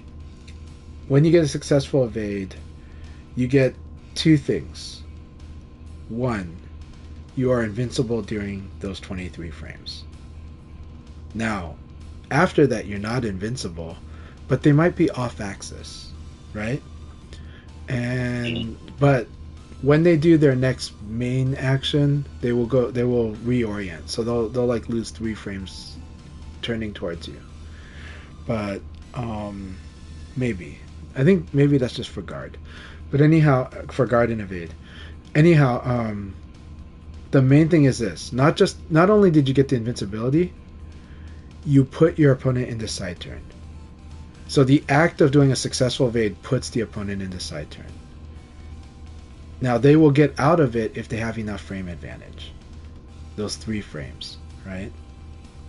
So if they're worse than those, and if you continually hit them before they get those 3 frames used up to turn towards you, then they will still be in side turn. Okay, does that make sense? Yes. Okay, and now you know the advantage. So, disadvantage of okay. Here's the weakness of side turn is that there's no more throw game. Right? It's just one throw escape for side turn. Right? So you can't really mix up throw. You can't mix up immediate throw when somebody is side turned. You lose that. You no longer have like back, forward, and neutral unless you delay your throw. Okay? So that's a downside. But what do you get? What is the bonus? What is the advantage for having your opponent in side turn now? Can you repeat that question one more time? Why would you want your opponent to be in side turn? For the side hits, am I correct? Yeah, Or, because your frame advantage is better. We've just established your frame advantage is better, right? Mhm. And we also know that there are some properties for some moves. Like each character has like one move that suddenly crumples if they do like side recovery hit or side counter hit, right? Mhm. That's really scary, right? And we've established that because of the frame advantage, we might actually have special virtual combos that are side turn. So we have a lot of advantage. And so now your mix-up game at side turn is become more mid-low. And delay throw. And throw. So it's a really cool situation where, yeah, they only have one throw escape when you do an immediate throw. But if you delay throw, if you throw away the side turn, if you let them get out of side turn, now you can throw them like normally. So now you have that mix-up.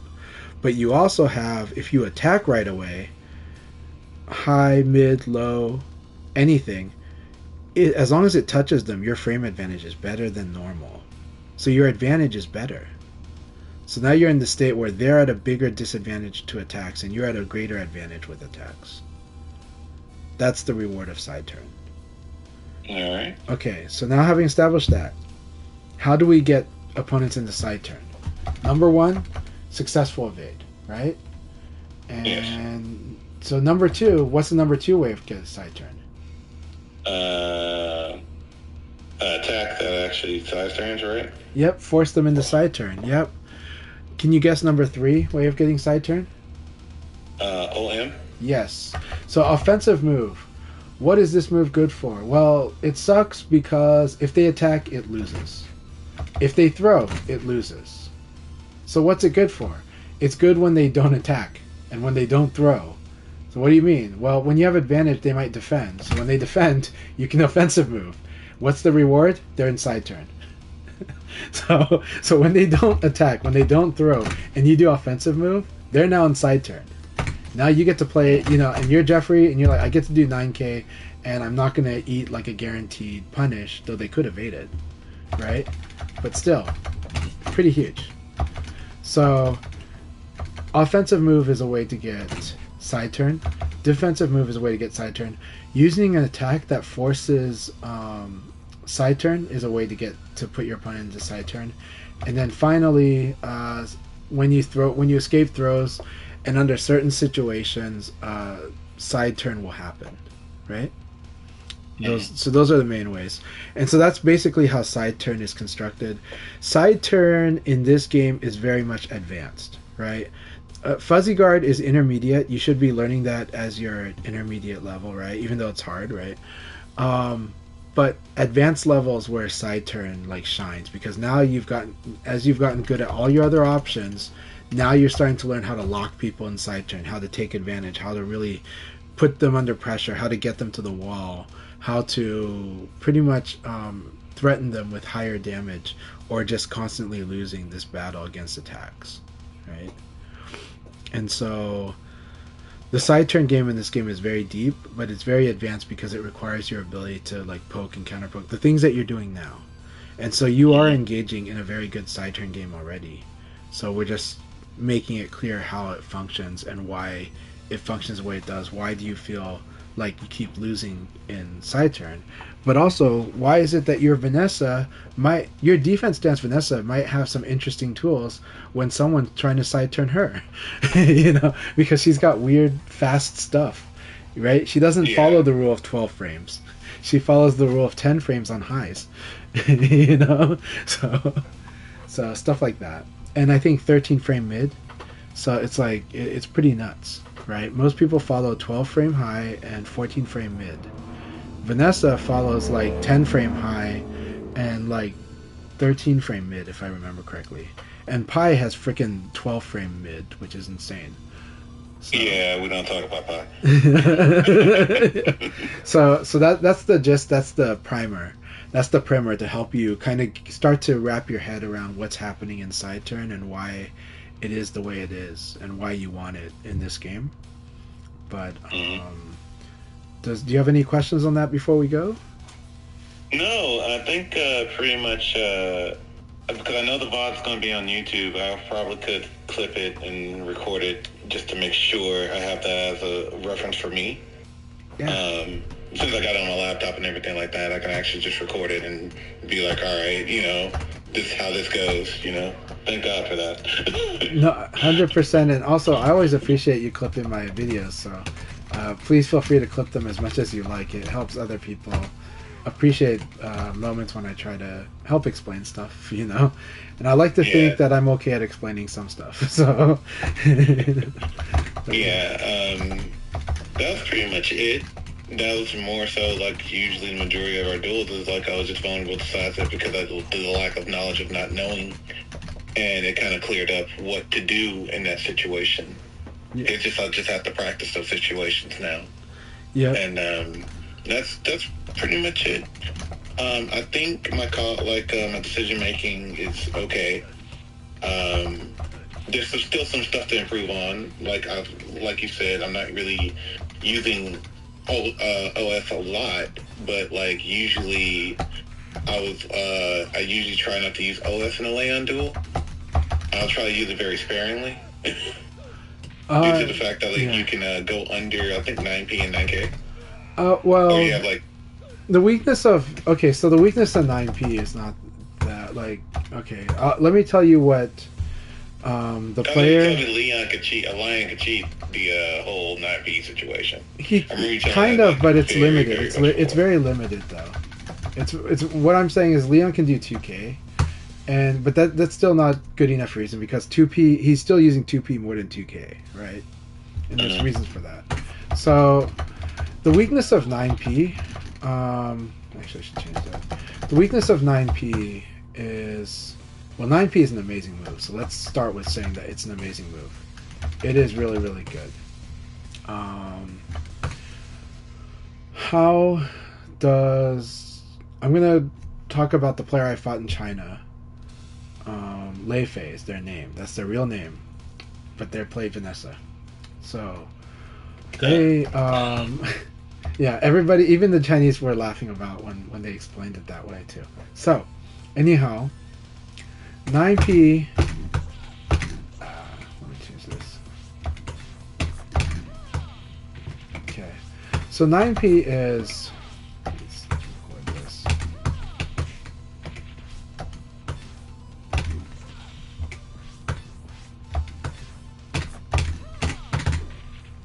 Okay, so 9p is this. Normally it's I'm gonna be -2. It's +2, right? That means like a 14 frame mid or a 13 frame mid if you have one is gonna be really good here. And this is why a lot of people lose to it, right? Is that you can low punch right away after it, and I'm gonna be in trouble. So here I'm gonna lose, right? This is why a lot of people do this. And so, but it's technically a slow attack. How slow is it? Do you know the frames of 9p? It's pretty slow. Yeah, probably close to like 21, 22. Yeah, it's like a 21, 22 frame attack. So people can evade it, right? And they should. The problem is when they evade it too early and attack, right? But even then, it's still pretty good, right? Mm-hmm.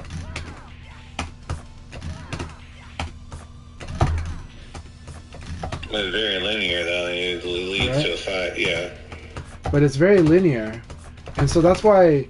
And so ECD is powerful against it, right? Because if I don't attack and I just do ECD, I'm okay, right? And the proper way to deal with it is to do this, right? Right. I can even do. I think I can even do this. I can even do this if I time it well. But I gotta time it really well, right? But I could do this. This would beat the punch option, right? So I can do a 20 frame attack, but it's just really hard to do because if I hit this button early, I'm dead. I'm gonna eat it if I hit it early. It's easier to do this on evade, by the way. Okay. Mm-hmm. But I can even do it like here. So as long as I don't hit it early, I can do a 20 frame attack. That's pretty scary, right? But that's not the worst. This is just more like this is actually how you deal with beat knuckle. If you block beat knuckle, you crouch dash and you punish the follow up. This is the same punish you would do against beat knuckle. If you block beat knuckle and then tried to punish the kick or the punch, you could actually go boom and do P plus K. It would work. This case, yeah, That is guaranteed. So that blue, that is what it takes to guarantee it. Yeah, that's true punish.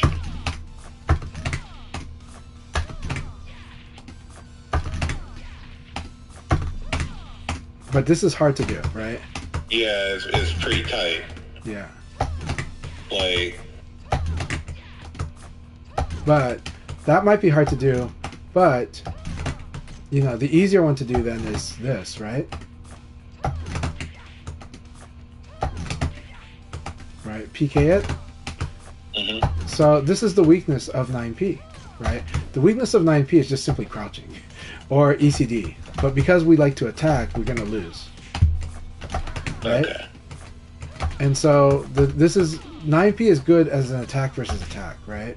But 9P is specifically it's good at now when I was really beating up that Leifei. I was really beating up Leifei a lot before he figured out how to fight me, okay?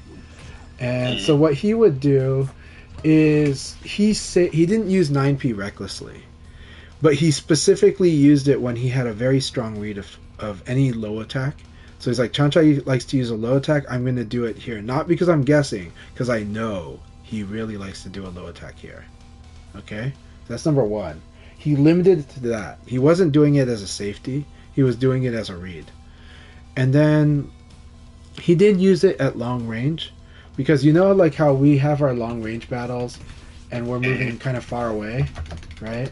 When we have these long range battles here, 9P is really good because what happens in long range battles? Well, we come here and we decide who attacks, right? But 9P, if 9P is both a long range move, a forward moving move, which increases its chances of hitting, and if I get the wise idea to do the low attack, I will get killed. So he'll use it in these two situations and is really powerful. But basically, whenever you sense that your opponent likes to do 2P, that's when you 9P. Okay. Try to limit it to that. If you use it too much as like a normal attack, then the evade is a scary problem for it.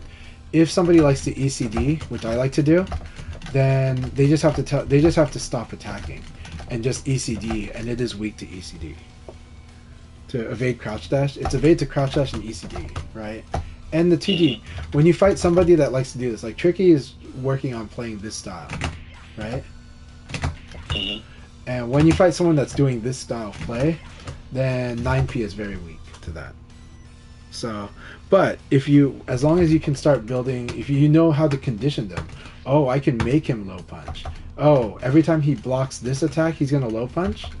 I'll do it, and then I'll crush it with either a knee or a 9P or something like that. So yeah, so you can use 9P that way, but you want to make sure you combo it. But that's because 9P is an EX high that moves forward and has advantage on block. The other aspect though is that when I do block it, you're getting better at it, but the option you're not doing the throw option. So you're not doing this one. Okay? This is the option you're not doing that I think you could do if you want. But you can also just change it to low. If you're already in offense stance, so you can do the sweep into tackle. That's amazing, actually. But that does risk the problem is it will lose to this, right? So you want to establish that I'm not doing this. But I think when you fought me, I think you've seen that I almost always will do ECD, right, which will lose to throw. Or maybe I will do like a jab, but that's rare. But lately I do try to attack if I think you're gonna throw. So, but just try to watch what I'm doing and then work around that. But be aware that if I start doing this, you're in trouble. So, you know, right?